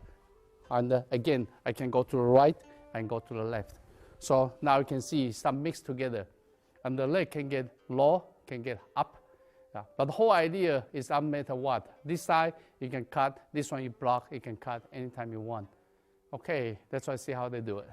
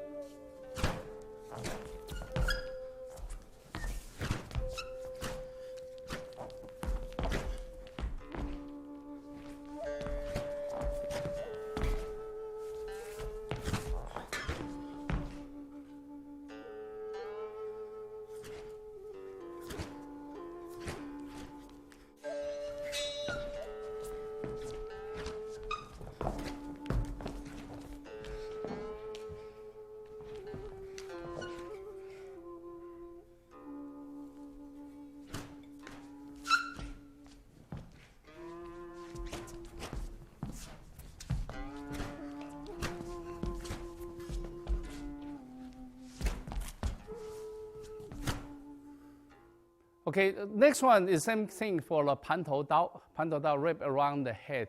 There's the right and left. They try to mix it for stationary. For example, you don't have a big space to practice because a lot of time you have a tiny area. But this is so important because that's most fundamental things and fundamental training in the Northern Sabers. So usually if you can see this, you go this way. Then you can see this, I turn this way. And again, you can see this is a left, then this is a right. Okay, from here you can see how I can change angle anytime I want to. See, now I go to the front side. This one I can cut, I can turn this again. See, again, all this is panto. This is the panto. You can cut this way, you can cut this way. So 4 corners, you can choose any corner you like to. Okay, because remember, you're fighting against all directions. So you should be able to change from one direction to the next direction as you like. Okay, let's try to see how they do it.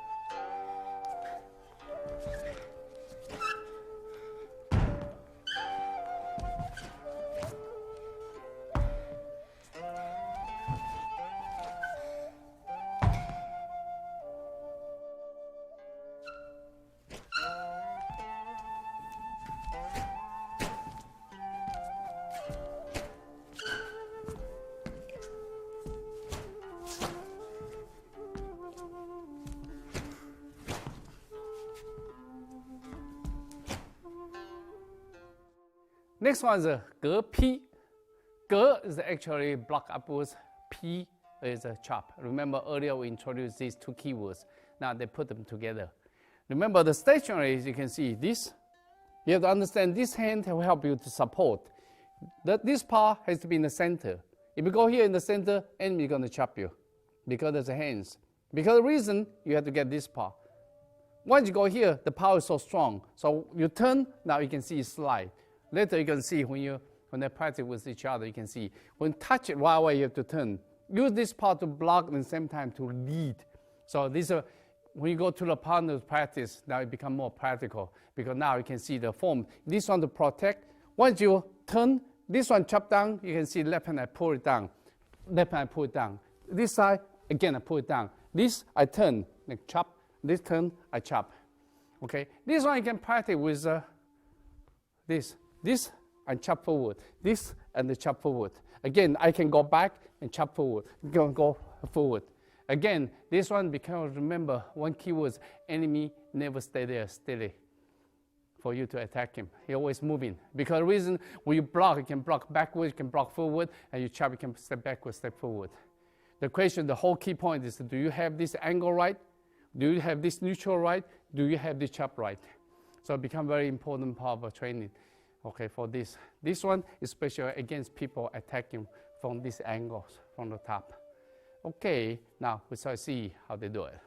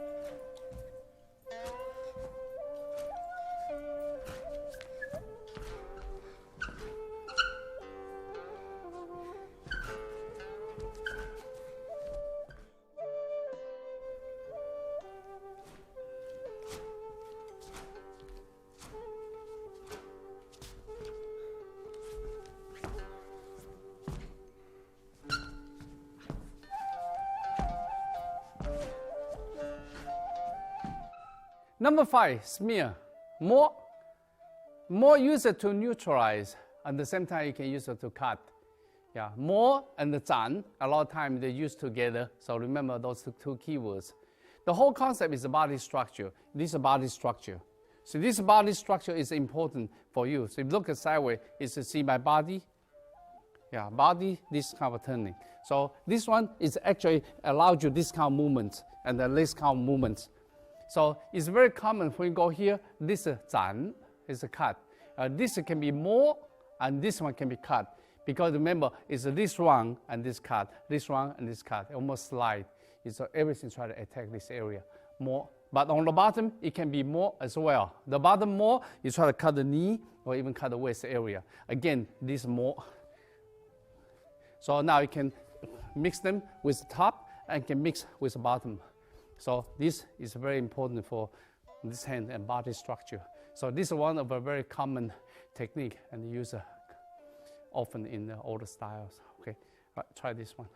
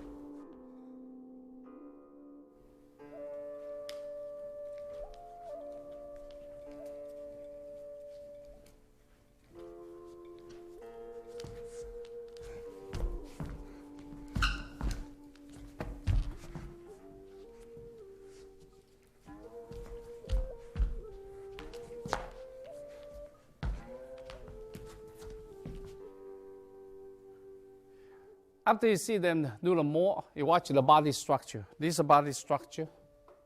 Okay, but a lot of time, this thing doesn't have to be here.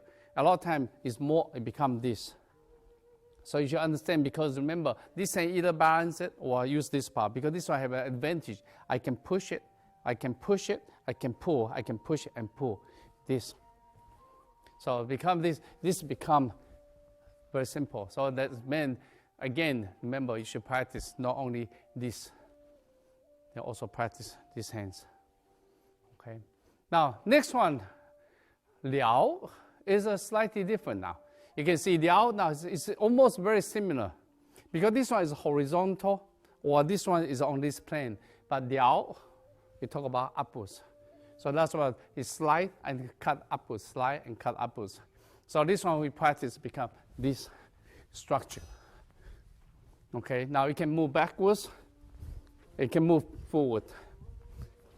Again, it's a body structure, and this hands here to supporting it, to redirect the whole direction, control the directions.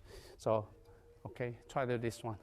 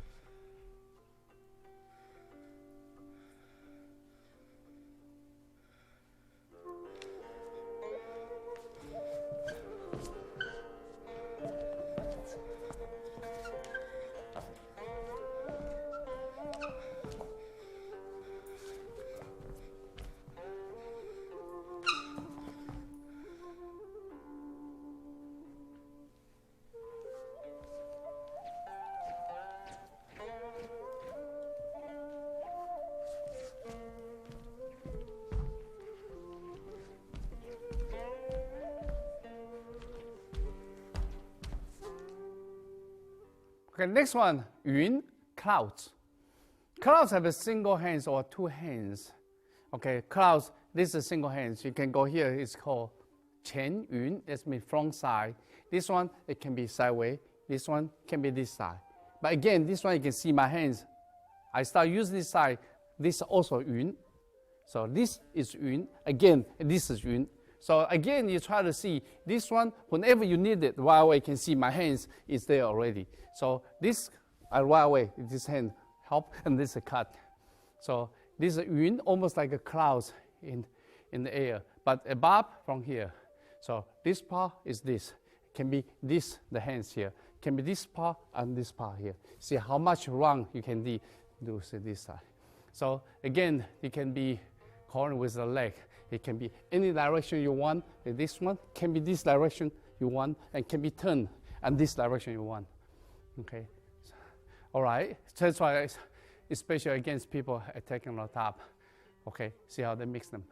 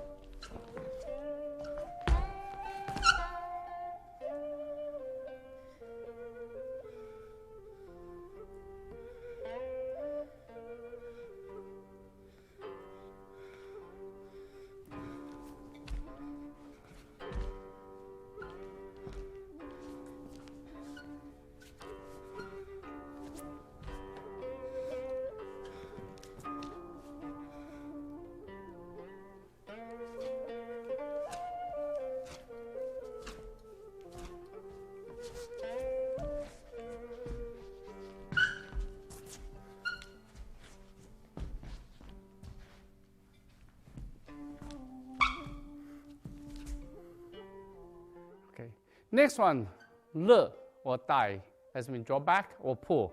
This is different from smear. A lot of people get confused. Smear is go this wrong, and this is wrong, this is wrong, this is wrong. Pull is actually is this pull. So usually pull is going backwards. So this pull, right away, this pull. You can see the way he pull. Okay, then you turn right away, this pull, and this pull. So the pull is actually from this straight back instead of circle around. Pull is a yielding, get out. At the same time, use the hand to cut enemy's arms or weapons. Okay.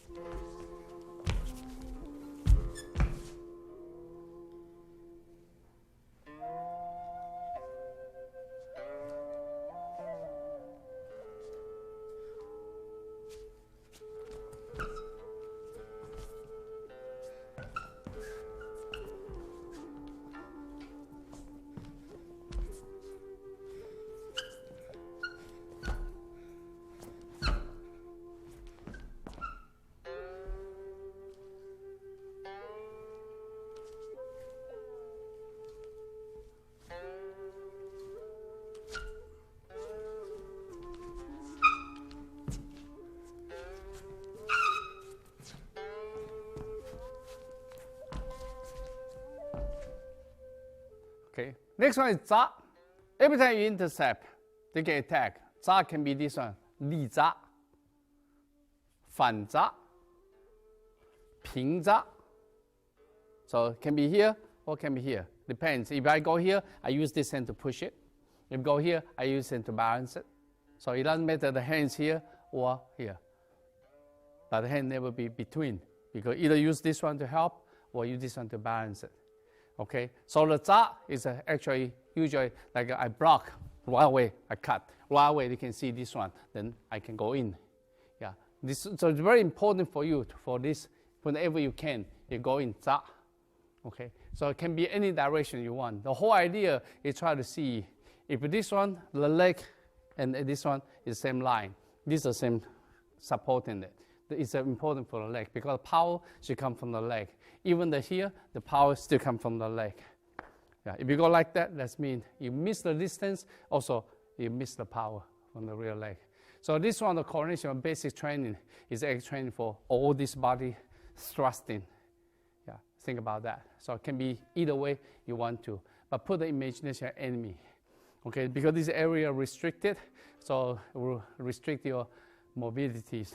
Eventually, when you practice in a big field, you can find any angle you like and can have different options.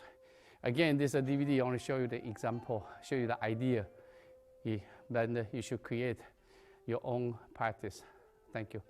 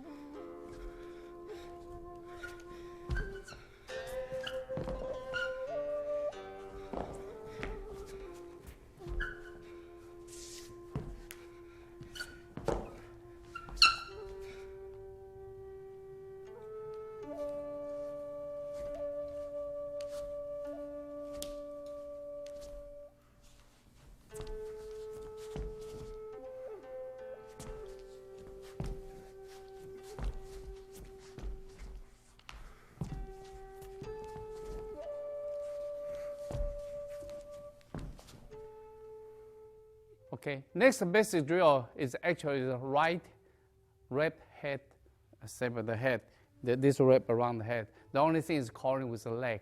Because this is important, you block it, you corner with it. We connect this cut to the knee area. So this turn again, this cut again. So this and this cut again. So this actually chase the enemy, attack the lower section of the body. Okay.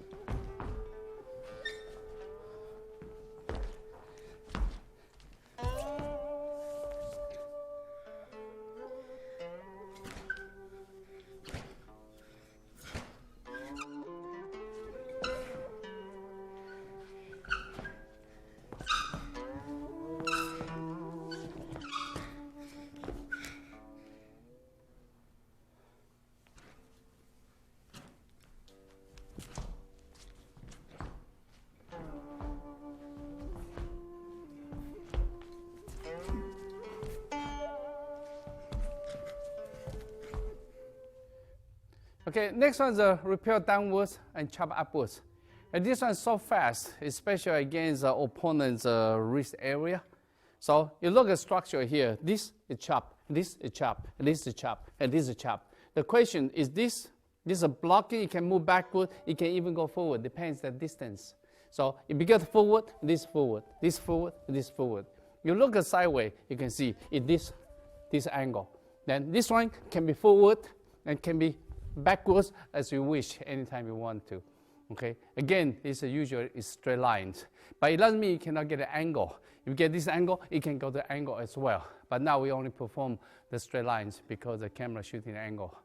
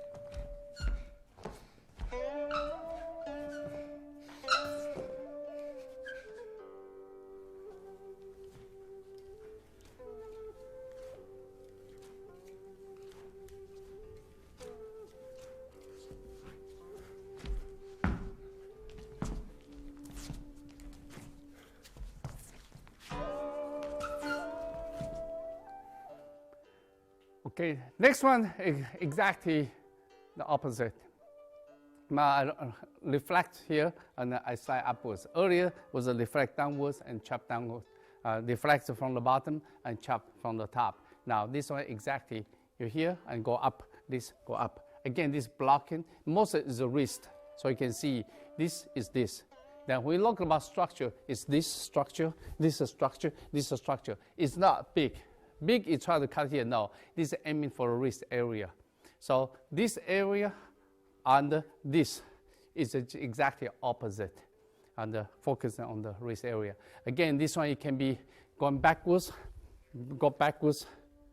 Okay, then when you go backward, the same thing. You can go forward, the same thing. But block it and go in one way. See this? A lot of time you can see when you hold a saber like this angle, people say, okay, it's not easy. Of course, you have to train. If you don't train this, no flexibility, you can hold this way. But a lot of time, that's why this hand, the thumb, sometimes you can help for this pushing. You see, I have my thumb push over here. But if you can do without this, it's good. But you have to put it here because this will give you support. Yeah, there's a trick they play all the time. So remember this concept. Okay, so this one, the same thing here, this here. All right, again, see how they do it.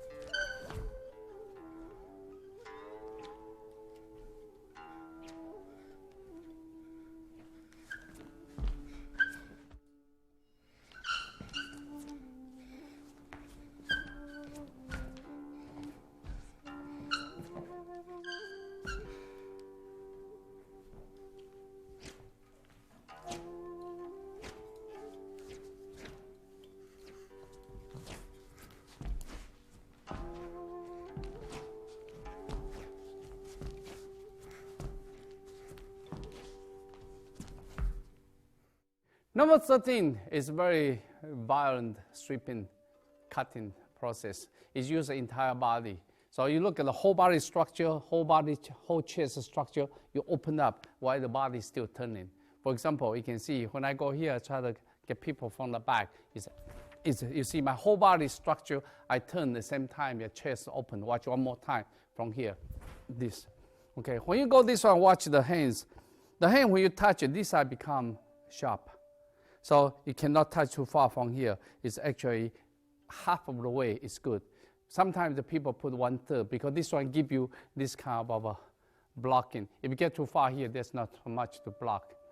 Actually, 1/3 is good. 1/2, sometimes people still do it. So because the reason, don't push too far near the side. Halfway, the most you did. Okay, so this one you can see right away. This is split, open up, and go this. But again, is the body is swing. The body turn, and you go in. All right. Look at that. This one is especially against people. There's so many people around you. You just and try to open up with a violent power. Okay.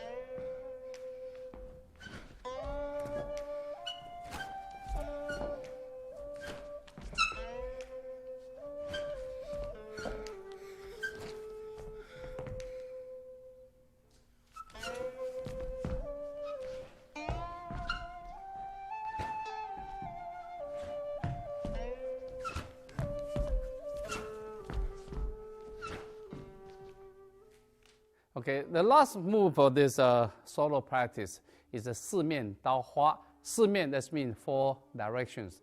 刀花 is the saber flowers. Saber flowers is all this called saber flowers. So this one you can really move the body at the same time. You can move the angle. You can see I move the direction. I can jump. And not only that, the hardest part is when we go here, then the body, you have to change your hands. I don't know how to change hands. I'm sorry, my left hand is not good. But if you can do the change hand, there are 2 places you can change hand. This place you can change hand. Yeah. And another place to change hand is on the back. Here, then you can change the back. Now this, again, this change hands. You have to practice because I'm not two-handed. I'm right-handed. So it's very difficult for me. And at the same time, when I trained in the ancient time, go back to before, we never focused on 2 hands. But eventually it's important if you can practice 2 hands. Okay, don't think about one thing shouldn't have a mentality. Okay, if the doctor cannot do it, that means I don't have to do it. No, you have to do it. Thank you.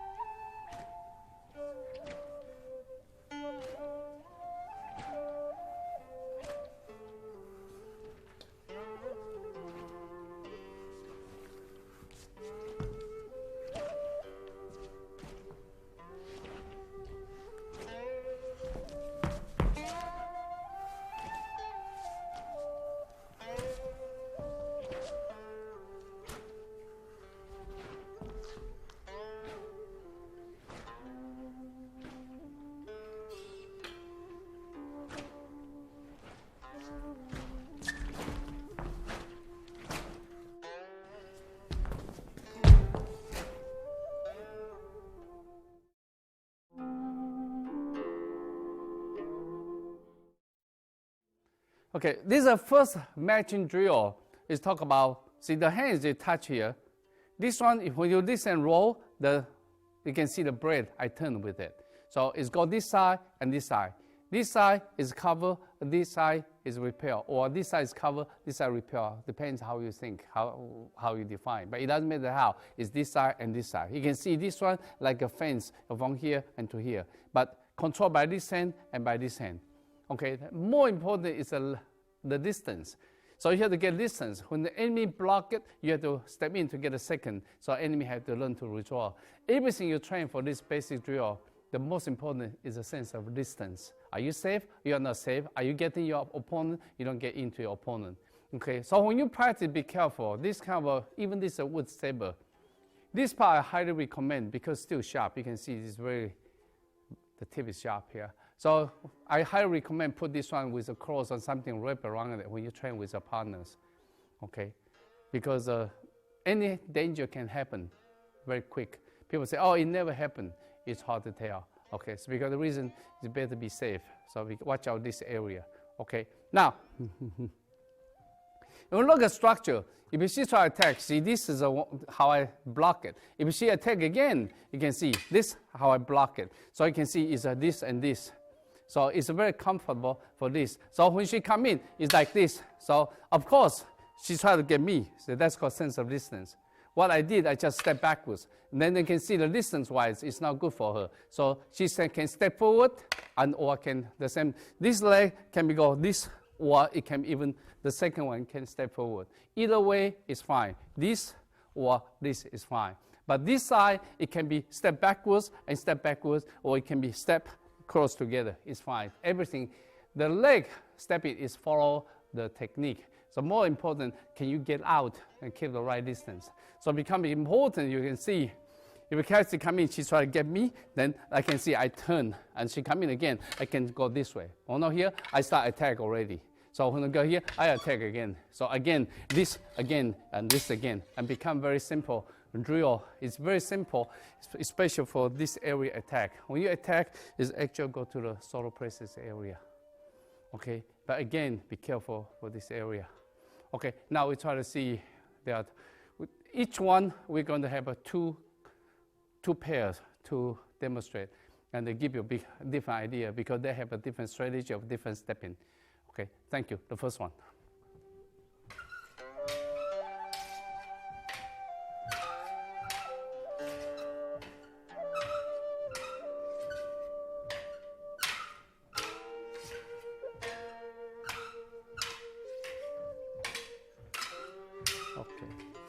All right, that's good. Yeah, like that is you can have a more sense of enemy. Okay, that's good.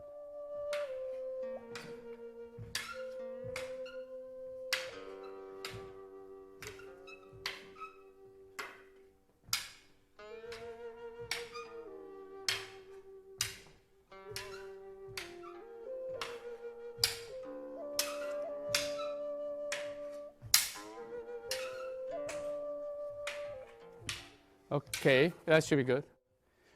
Okay, next one. This one is so quick. Go straight to the throat or go to chest area.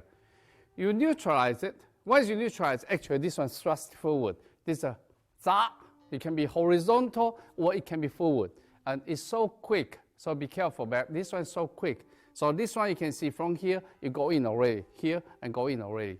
It's called left, you neutralize and sting forward. Okay, if I show with the catheter, you can see. This one, beginner, I would highly recommend keep a distance because it can be so dangerous, especially this is pretty sharp here. Keep distance, no leg first. So when you no leg, and she try to get in and keep the distance. See, now she cannot get me, I cannot get her. That's good to start to train with first. You can see this one, I neutralize. When I neutralize, right away my hand just goes straight in. And she have to neutralize and come straight in. See, I right away, this so quick. If you don't get it right, then you get trouble. What you do, just listen and follow. Once I move, you move already direct me. Yeah, when she move, actually I move direct already. So this one you can see, if my saber is earlier than she can neutralize, I cut already, cut all the way to this part. So that's why the body structure is so important for this. Yeah. Okay, and after that, I start go to this angle. So this one come in and start go this kind of training.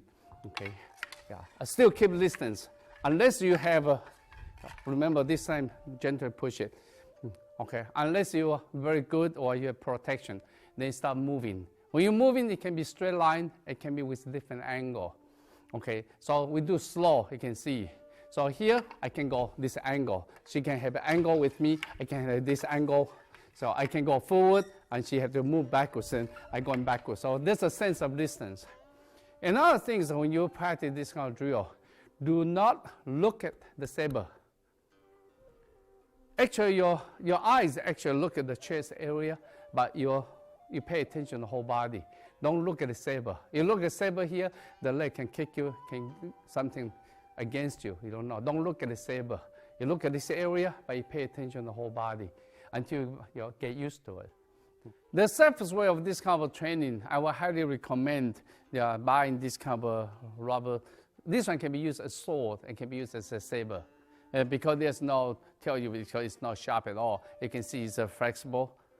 And you can see this one, you can hit, you can step without causing too much injury. The only thing this one need to improve a lot is because this is strong. It lasts for a long time. It's a very strong design.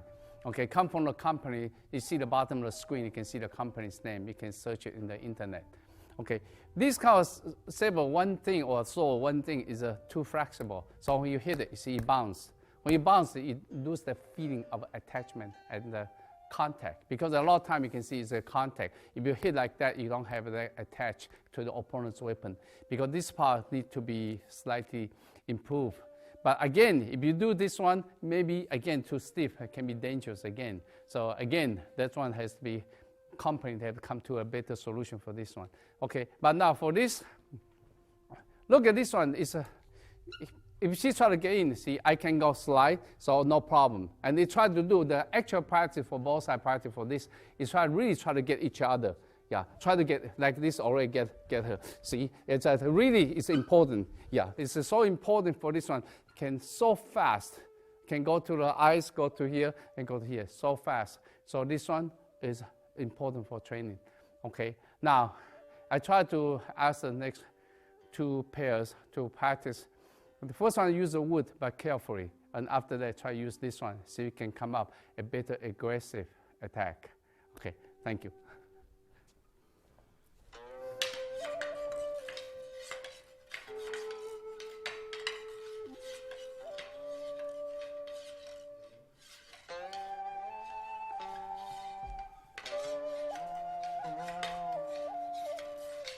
Aim in the right places.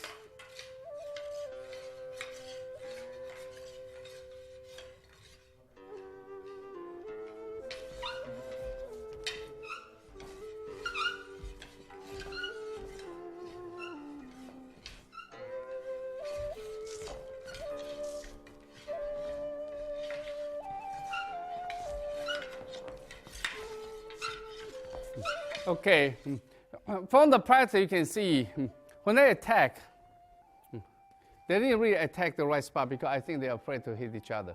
Later, when they use this one, they have to get the right spot. This right away is the right spot because all the time they attack there. Yeah, but that's the reason this is very handy. If you have this one, you don't have to worry. You don't injure your partner.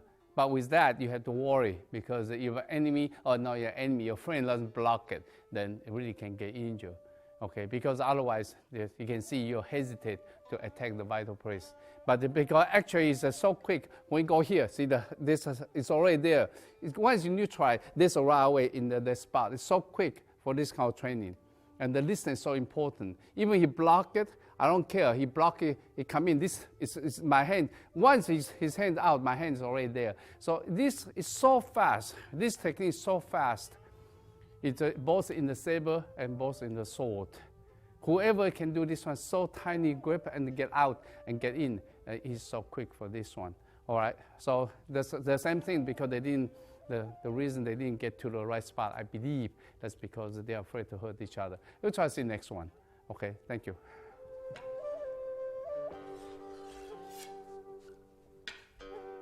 Stick with together.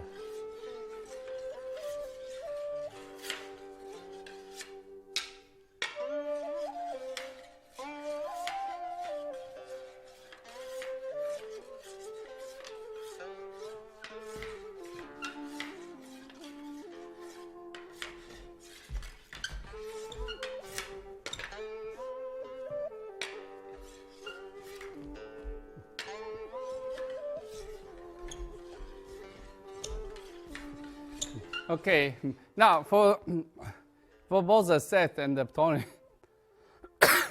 you can see a couple times they miss contact. That's because you talk about forms, you lose the feeling.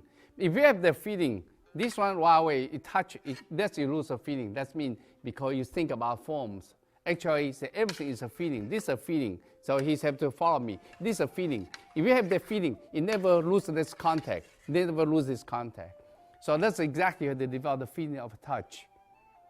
So that's why you have feeling of touch, you will not over block it, you will not under block it. You always keep it the right distance. That's a need to train, need to drill. Okay, let's try to see they use a rubber one. And can they perform much better? Okay, thank you.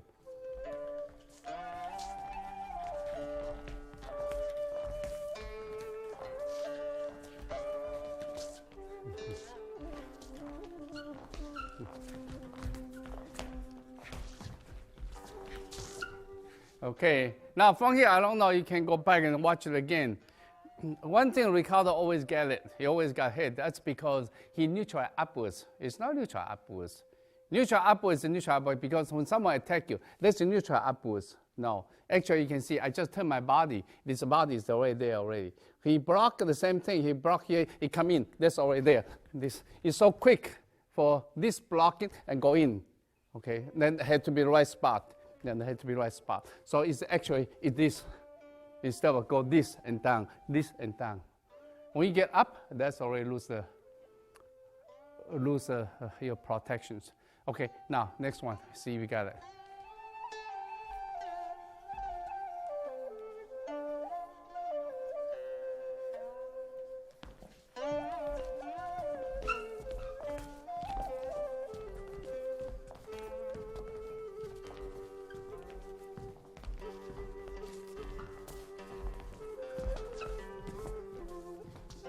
Okay, actually both of them is not bad. Except one thing is on the set he attacked, he hesitated. His arm like this, he missed this part. He missed about that far. So later you go back again, you can see he go like this. No, this and this is big difference. So watch that part. So all those things, when you watch the DVD, a lot of times record yourself, you can see. Yeah, because all I need is that much get into the enemy body and I win. Okay, so that much distance is important. Okay, yeah, that's good, thank you. For number 3, number 3 is from outside. Earlier, remember, is from inside block and push forward. Now, next one is really from outside and push forward. Exactly the same thing. It's only one attack from outside of your opponent's arms. The other one go to inside. Earlier one is from inside, but now you can see from outside. It's outside actually this and go forward, this and forward. There's a front side, you can see this and this. Don't get too far. Too far is not a really good idea. It's actually, that's enough. And go in. This is gone, let's go in. So we go the side, we can see this is already blocked and go straight. And this straight. Okay, you look at the structure, okay, with with Kathy. Okay, when she attack, see this is gone. When she's gone, you can see how I neutralize and I go in. This one can be flat, can be straight. We say it's called za. So from here, she neutralizes it. And again, don't get too far. Get close to the body. That's close to the body. Don't get too far. Okay, here and go in. That's still too far. Get in more. No, the body, the hands is very close to the body. No, still too far. Get in closer, closer, closer. Okay, you look at the structure. Okay, they give it a better angle. Can't you go there? Okay. When she try to attack me, this angle, okay, you can see it's this only instead of push out. You push out this one bad thing is because this one, she just turned, she cut me already. If you get here, she turned, she cannot cut me. So it cannot push too far. If you push too far, you really get trouble. Yeah, for example, if I go to her, she blocked that far. Right away you can see this is a cut. If you get, she get blocked very close, yeah, like this one. See, this cannot cut because this is protecting the whole area. So because reason, the angle is so important, don't get too far. That's it. Yeah, and go in, this, go in. So we attack, you can see, become this and go in. Yeah, and go in, and this, see how straight I am. Go here, and then straight forward. Here, I straight forward. straight and straightforward. Again, you can see that's how they slide and stick together. Okay, let's try to see how next two doing that. All right. Now you look again, you can see the hardest part is for this, because if you are not safe. But actually this is safer than this. Because you think about your opener is safe. No, that's not safe. This is safe. Yeah, because they don't have the habit yet. Because this habit is this is safe. Instead of this is safe. No, this is safe. This in already. Now it's closer, even closer. Okay, now straightforward. See this. Yeah, come in. This in. This. It's only this angle. The body have to turn. It's not by hands. The body turn, everything disappear, and go straight forward. Okay. If you look at structure from here, you can see this is gone. It's not this. That's why I try to correct them. This is gone. Okay. Then here, if you try to use the hands, it never happen, because it's not good for the body. See, the body turn, the hands. This one you can see my hand doesn't turn, doesn't work too much. Actually, it's my body turn, and they disappear already. Okay. This kind of ci is thrusting. It's very straightforward. It's not say, okay, I push it to the sideway. It's not. And this is so quick, both in the saber and both in the sword. Okay.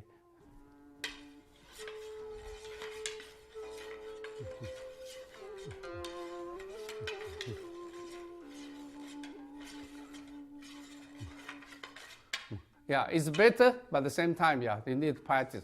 It's better, but so far still that far. Yeah, this far. Okay, that's one I have to practice. Let's see the next one. Do it right. Okay, cannot go to the leg. It's too dangerous. Yeah, closer. That's a good straight. Okay, then go. Be careful. Keep listening. I'm very nervous. Okay. Stick. Yeah, stick. Listen and follow. Yeah, listen and follow. Listen and follow. Listen and follow. Listen and follow. Listen and follow. Listen and follow. Okay. All right. Let's better now with the leg. Right leg forward. Okay.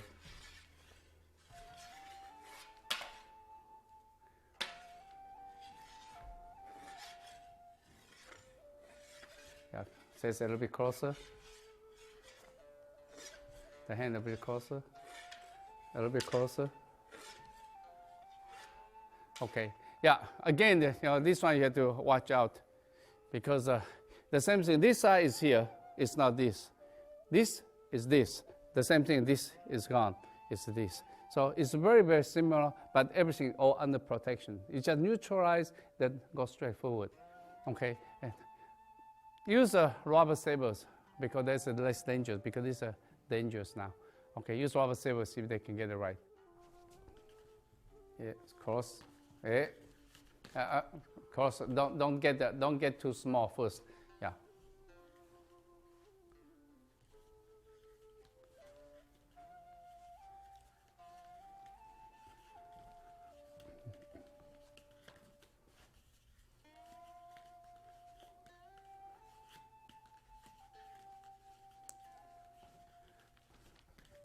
Yeah, you can see it's much better. But again, Ricardo's angle is a little bit off. That's why I say he's all the time he's dangerous, because this hand come in. Actually, it's a body turn and this go in.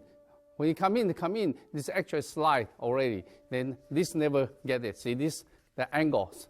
Yeah. So this part, the reaction is very important. Question is very important thing is that there's a sentence in Chinese martial society: when enemy does not move, I do not move. When enemy slightly move, I move first. Because when you slightly move, then you can lead.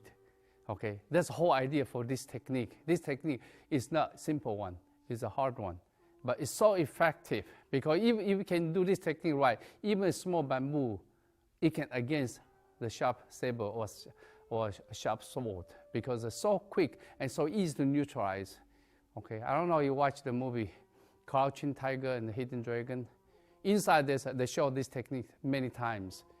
Yeah, with a bamboo against it, because this technique is so fast. It's a ci. Bo ci is very simple. Bo is a repel, and ci, bo and ci. Okay, this is one of the techniques the master, they practice for 30 years and still practice. Yeah, until the enemy doesn't have any chance to get out because it's so quick. And he follow you because so far I'm afraid they use the leg walking because if you go to the leg walking, it's so fast, get in so quickly and get in and always aim into the throat, aim into this area and the face. Okay, let me see next 2 person can do better.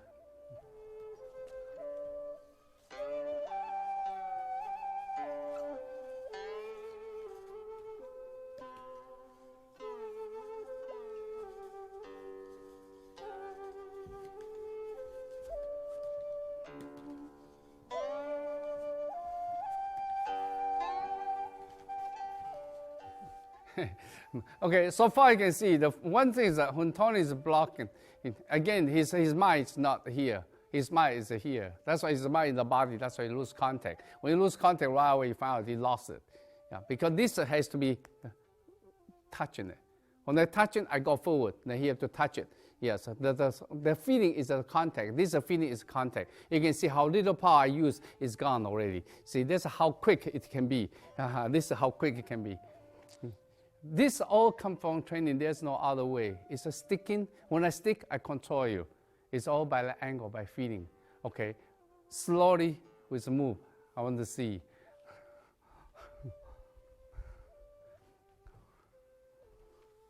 Get closer. The hand get closer.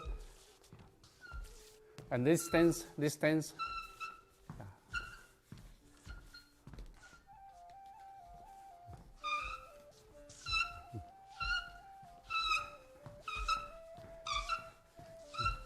Okay, yeah, you can see this one is one of the hardest ones. Need to train.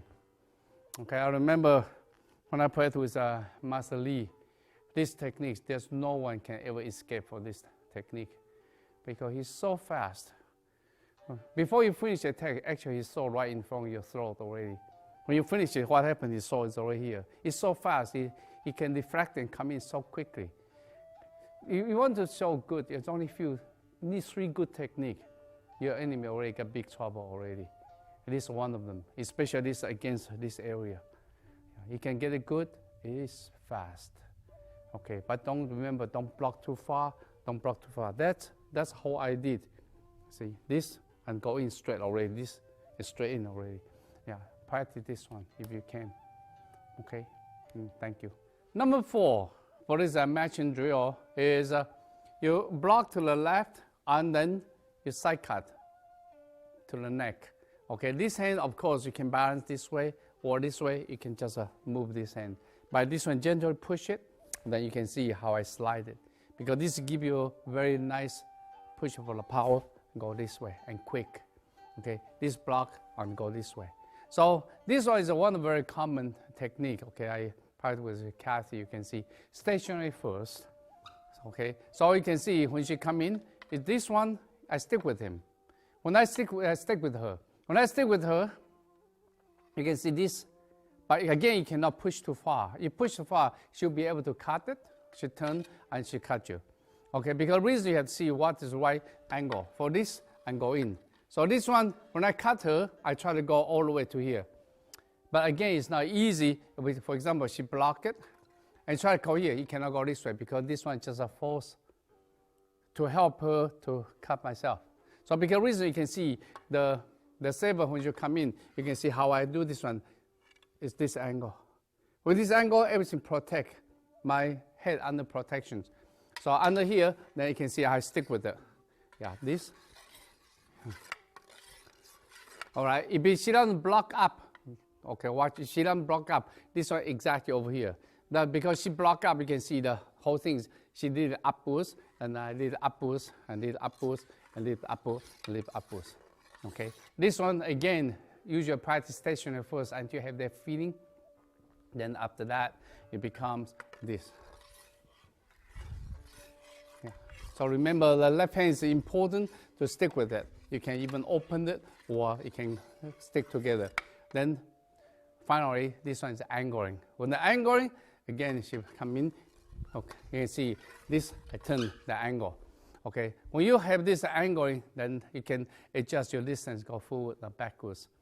Okay, now, next one we'll try to see how students practice.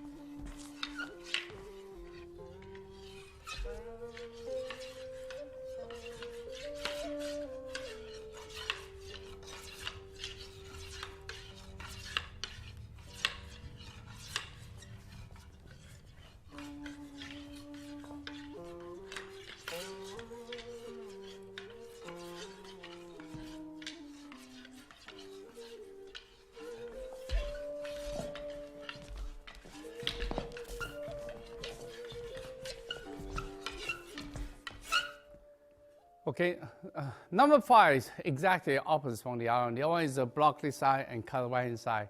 Now this one is block right hand side and cut the left hand side. So you look at the structure, look at the partner. Okay, if a Kathy attack, you can see this. I go this way, don't move. And this one's supposed to go this. Okay, so in order to prevent me from cut her, she neutral up.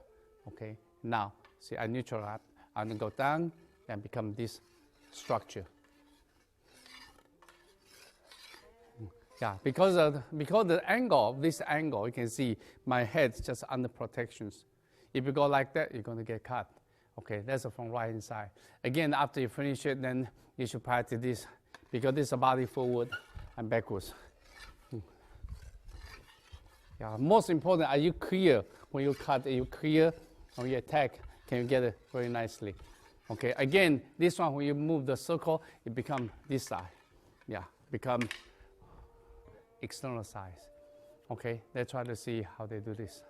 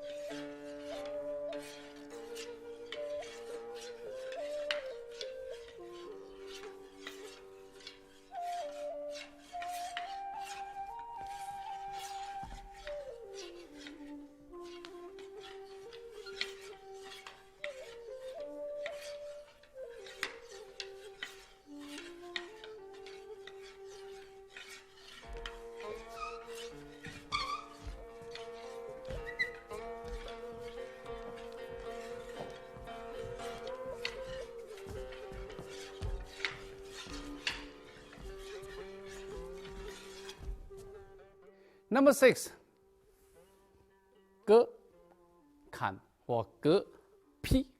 This side, this. Okay, you can see this angle. Remember 1/3, they neutralize and cut down. This one, neutralize and cut down. Okay, this one should be mixed by both sides. Okay, the beginning, of course, you can train only one side first. For example, if I practice with Kathy, see, if we try to neutralize this side only, this side is easier. And I go to her head or try to keep distance, okay? She block it, yeah, she keep the same technique. I can keep the same technique and going down, okay? Remember this chop down, okay? This chop down all the way here, don't stop halfway. Because the whole idea, everything rely on your enemy, how fast they go in. If you go here, then it's not quite effective because you expose or she exposed. If you go all the way here, that's why you worry. So you have to watch this one. So once you go here, you can see the angle. Once you go this angle, good. Then it starts to practice the other side. The other side is this side, then come in this side. This again. All right, you look at the structure is here. You see my body turn. This side is easier. See my body turn. So when she touch it, this touch is gone. It's easier. On this side, you have to really turn the body turn on this side. So when she block it, the body turn, yes, body turn this side. So a lot of time you should practice with this angle and this angle until you can feel this touch, turn, and touch and turn. All right. When you get there, I become regular practice. This practice is so important because in all the basic drill, it's called 4 corner. These 2 corner, these 2 corner. Actually, block this one is this corner, or this corner. That's 2 corner already. And then you're going to add another 2 corners. 4 corners always the most important. Once you get 4 corner, you get a basic defense capability already. So you look at the structure. As you come in, you can start mix already. Here, I can mix this side and mix this side.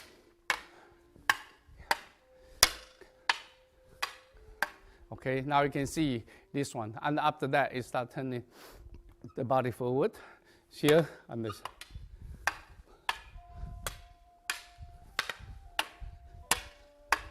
Yeah, and after that, you start moving with the angle. Okay, now we'll try to see how they do it.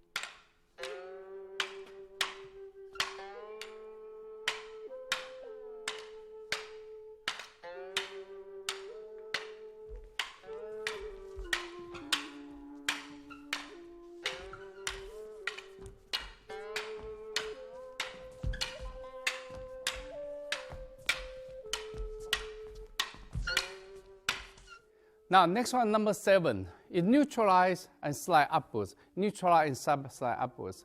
Of course, when you practice slide upwards, it's much harder for any beginners. So usually from here, I always ask people go to the leg first instead of going upwards. This one is not really by itself. You can practice, but you can add it into the last one. So this block and go in, and this block it go in. Okay, now you look at the structure, you can see. Remember earlier when she chopped it, number 6, when she chopped it. This one you can block this way. If you look at this structure, if you try to chop this angle, see this angle is this, then you can see her saber is going this way. Or this side, her saber go this way. But eventually, when you add this one, she come in, it become this angle. Now this angle is a protection, the guards. This one, I cut this way. If you cut this way, as I say, it's harder. So cut here will be easier for the beginners to train. And at the same time, for the other side, the same thing. She chop down, then I can go this side, and I go this side. Okay, let's become 4 corners, because these 2 and these 2.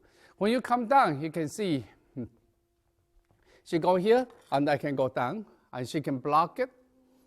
Okay, and she can come. See, now, when she come down from cut this one, it can be this way, block, and then going down this way. Okay, so you watch it when she chop down again. Okay, I can go this way, cut, and she can block this side. Yeah, and then chop in, and can block this side. I can go down, and she can block this side, and go this side. Okay, it's fine. Yeah, and then this one it can be this way. Okay, don't go this way. If she cut here, do not go this way because her saber is going this side.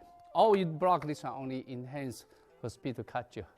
Okay, so usually when she start here, it's on this angle and go this side. Yeah, so this is good angle. This is good angle. Okay, this is good angle. Go up. Okay, that's why this one you can see this hand guard will protect you at the same time for this sliding. Okay, all right, try this one and see how you can make this one.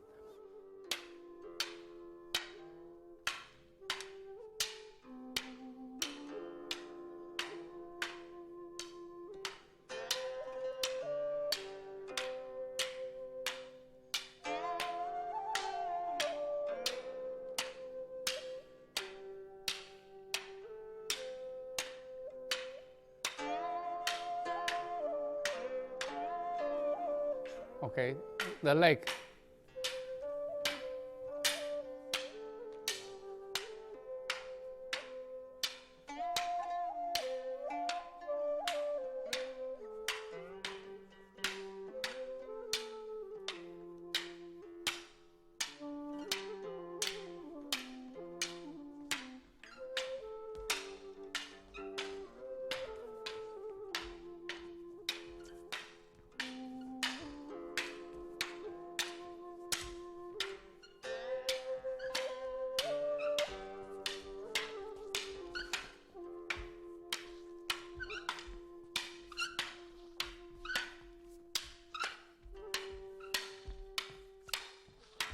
You can see there's one thing. The angling is not quite good at the beginning, but later become better.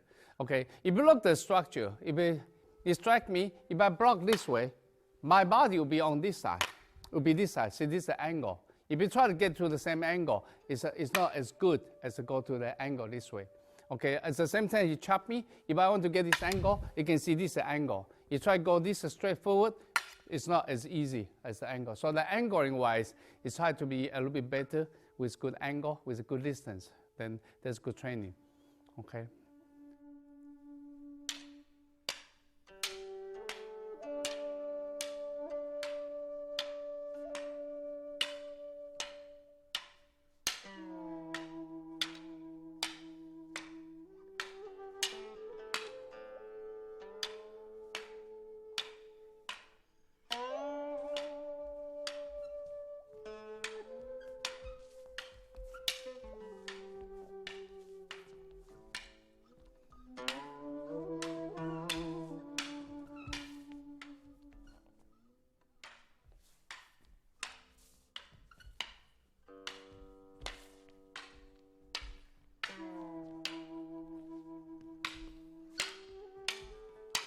You can see the way they practice because this is not set up.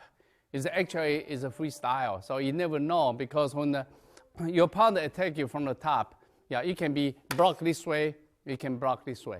You see, completely different. One attack from the bottom, one attack the top. The first thing is called four corner. You have to get this four corner right without even thinking. So that's why sometimes you can see they miss a little bit here and there, but that's a normal beginning. Until you can practice without thinking because the body have a language. What you do, try to get used to the body language so you can see how your opponent's, his body movements. Once you get used to the movements, then you can react without thinking because your body communicates with another person's body movements. So that's the reason all this drill is very important. Now, next one is to become this and this. Start at this part in. Yes, remember you have four corner. Four corner is a very long distance. Now this I try to attack the body. Now it start adding to go to the arms. For example, if she come in, yeah, she go here, you can see I go to the arms. And she come here, and I can go to the arms. Okay, not only that, if she come down, I can go to the arms. So now it start adding this part now. This part usually you can practice only by this by itself, only for the hands. For example, this one, I can go here and she can block it and go to the arms. Then I go to the arms. Then this, I go to this again. Again, I can neutralize it. Again, neutralize and cut it. Yeah, like this again. So because this reason for this and this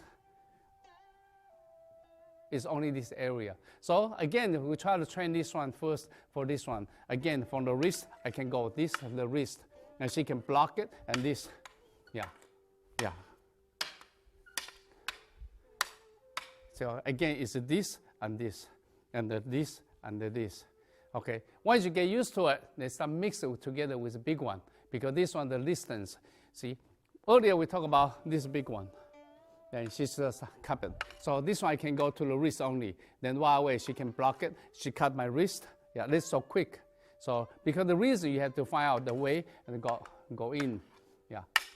Now it becomes more difficult because you start adding more options into the defense technique. Okay, try to see if they can do it first for only this. And the other one is this. And when they get used to it and start adding to the four corners. Okay.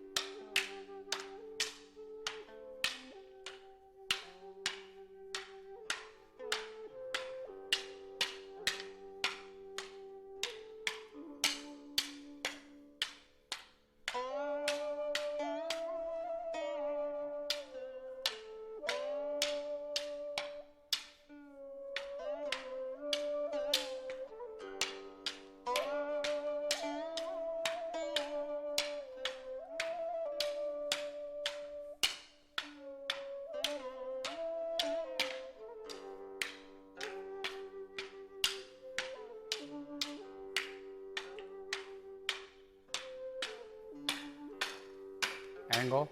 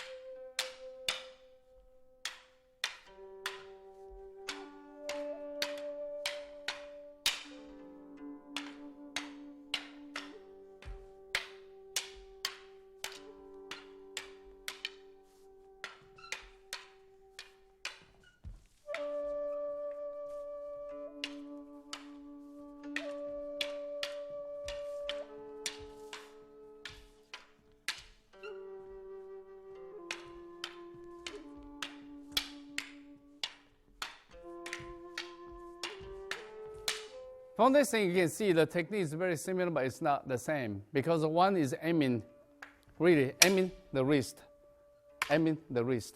So in this case, you can see how they try to aim into the wrist. The other one is actually aiming to the head. So this one aimed the head here to block this way instead of this way. So they did it pretty good, but of course, they need more practice. Okay, that's the whole basic drill. Okay, number 9. This kind of blocking and then slide upwards. Again, this is blocking and the slide upwards. So you look at the structure, you can see I can have 2 options. Okay, if she attack me on the bottom, I can have this and I slide upwards. And again, if this side, I can go this one and attack upwards. Now this one slide, you can see I can go this and slide. You may see I block here, I slide this way because this I use for blocking. Also, you can use this kind of block. Because this kind of block, you can see this part still dull, you can use for blocking. So you can use this and then slide up, or you can go this and block up. This one, the same thing, you can use this side and cut it, or you can go this and slide up. So if you look at structure, if I go this side, you can see I can go this and then slide up. Or I can go this and then slide up. This side, I can do this and slide up, or I can go this and then slide up. So now, from here you can see that's a basic structure. Now from here, we can practice for only lower, because this only talk about lower attack. She come here, I can go up. She can follow me. This one follow has to be careful. Otherwise, she come in and right away you can see the hand. I adjust myself. So she come here, she slide in. Yeah, right away I can go this kind of blocking. Yeah, so this is a very simple for this kind of changing directions. Okay, or you can go from here and just follow, try to cut, and she try to get in and they cut it. This will become this kind of exercise. And the other side, the same thing.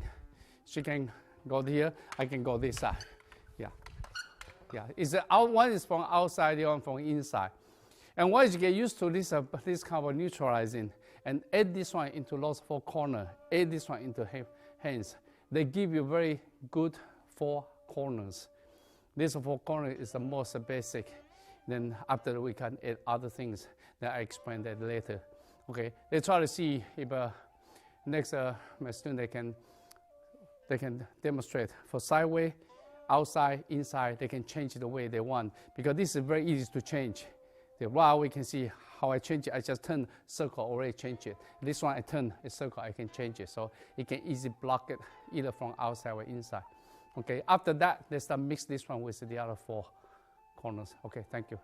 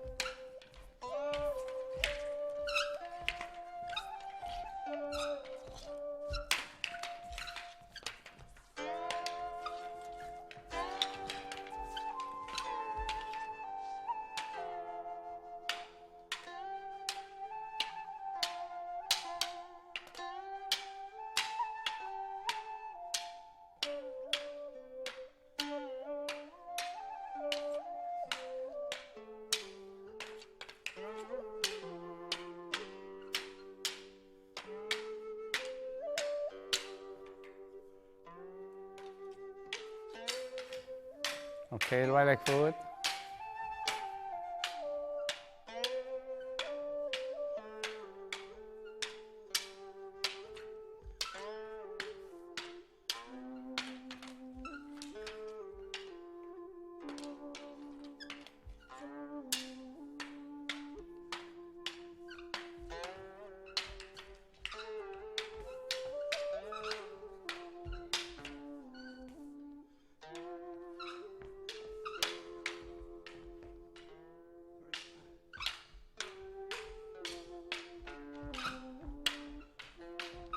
Yeah, actually the way they did is it's a freestyle, so it's not bad. So far, there's only 4 corners.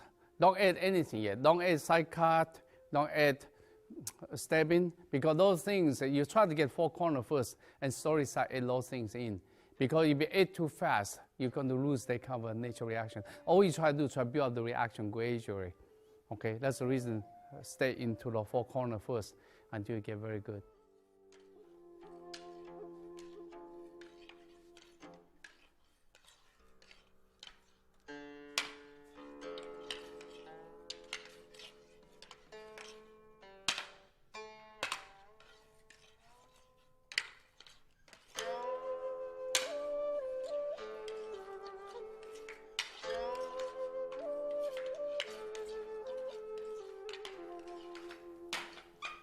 Okay, right leg.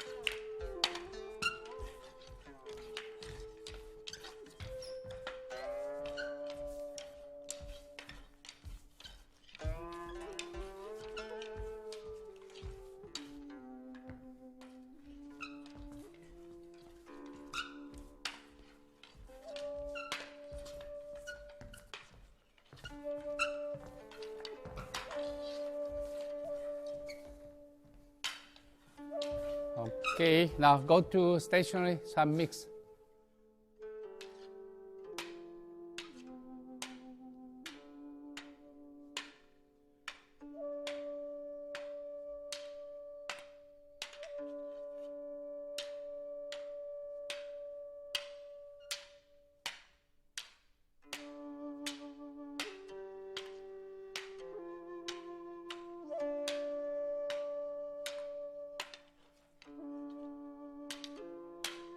Okay, right leg forward.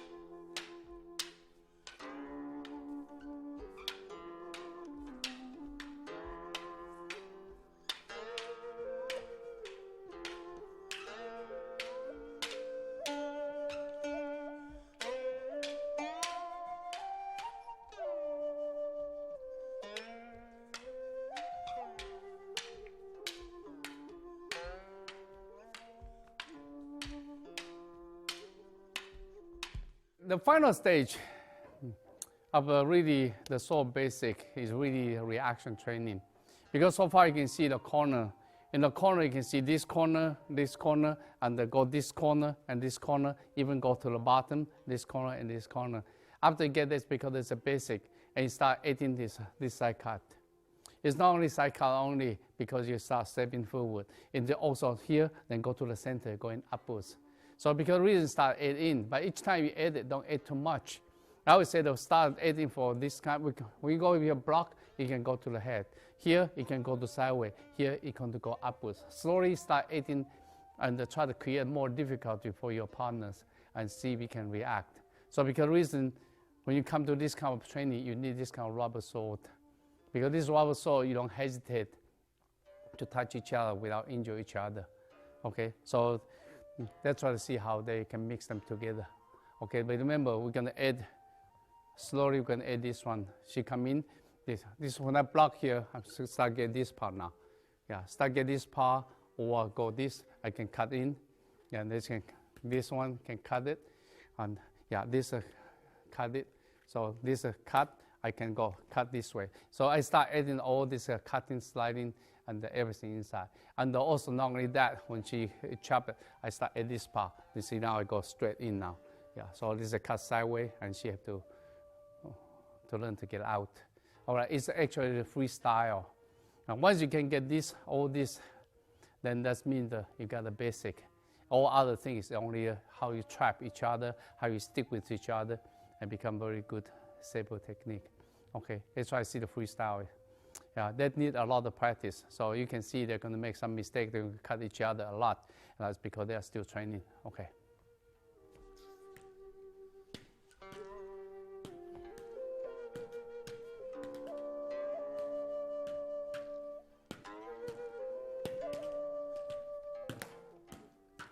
Yeah, let's warm up. Go to the leg. Right away, go to because it's a freestyle. Right leg forward.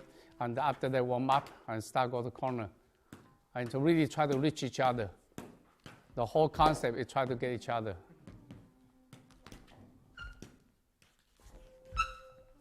So can we move now? Yeah, move. Okay. Sorry. Okay.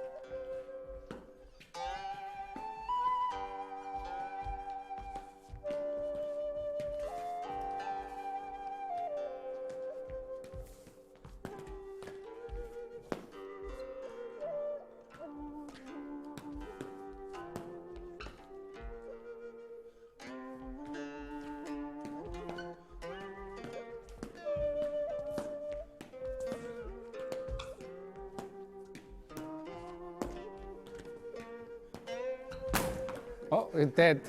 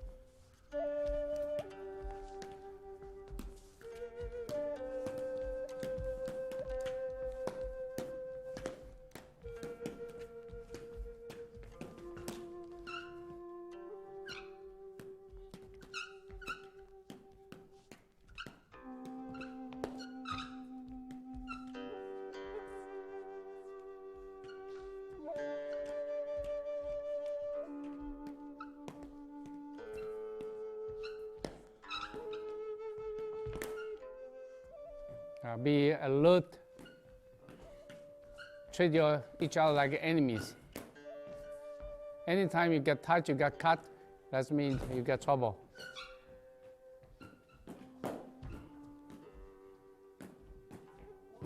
Now you're dead.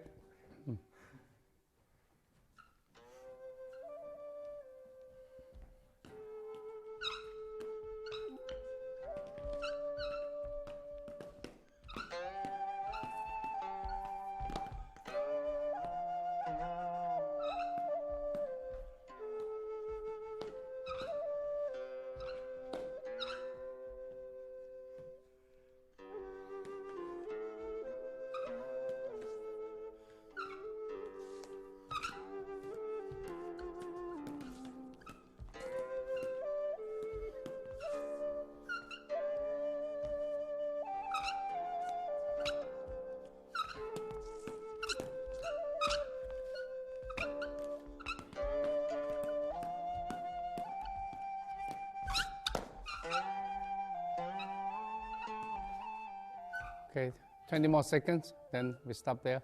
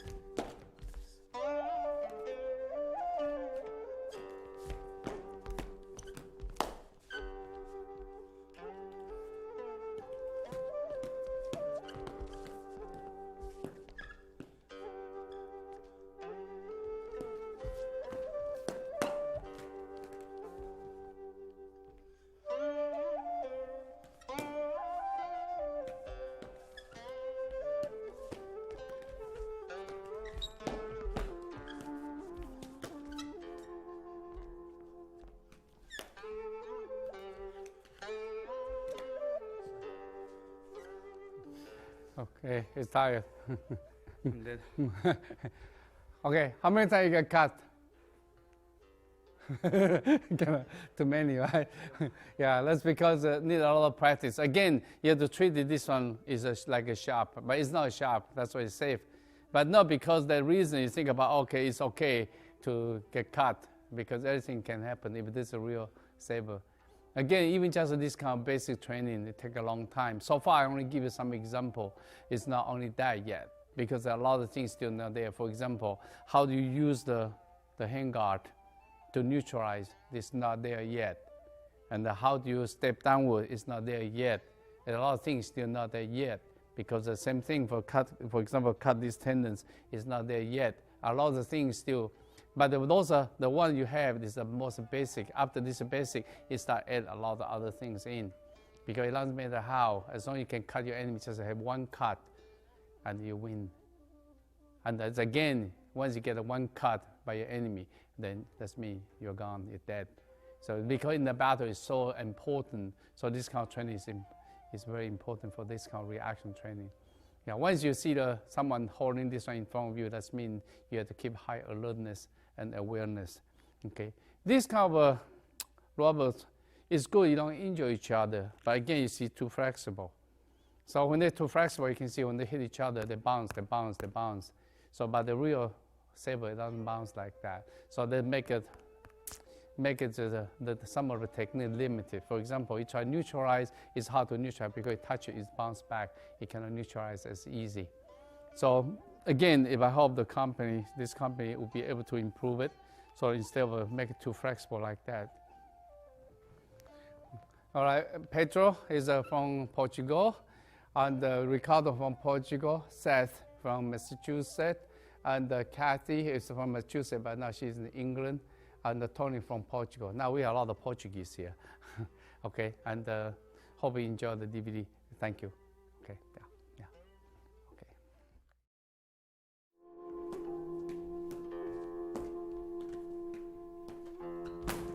Oh, you're dead. Now you're dead. Ah ha ha ha ha.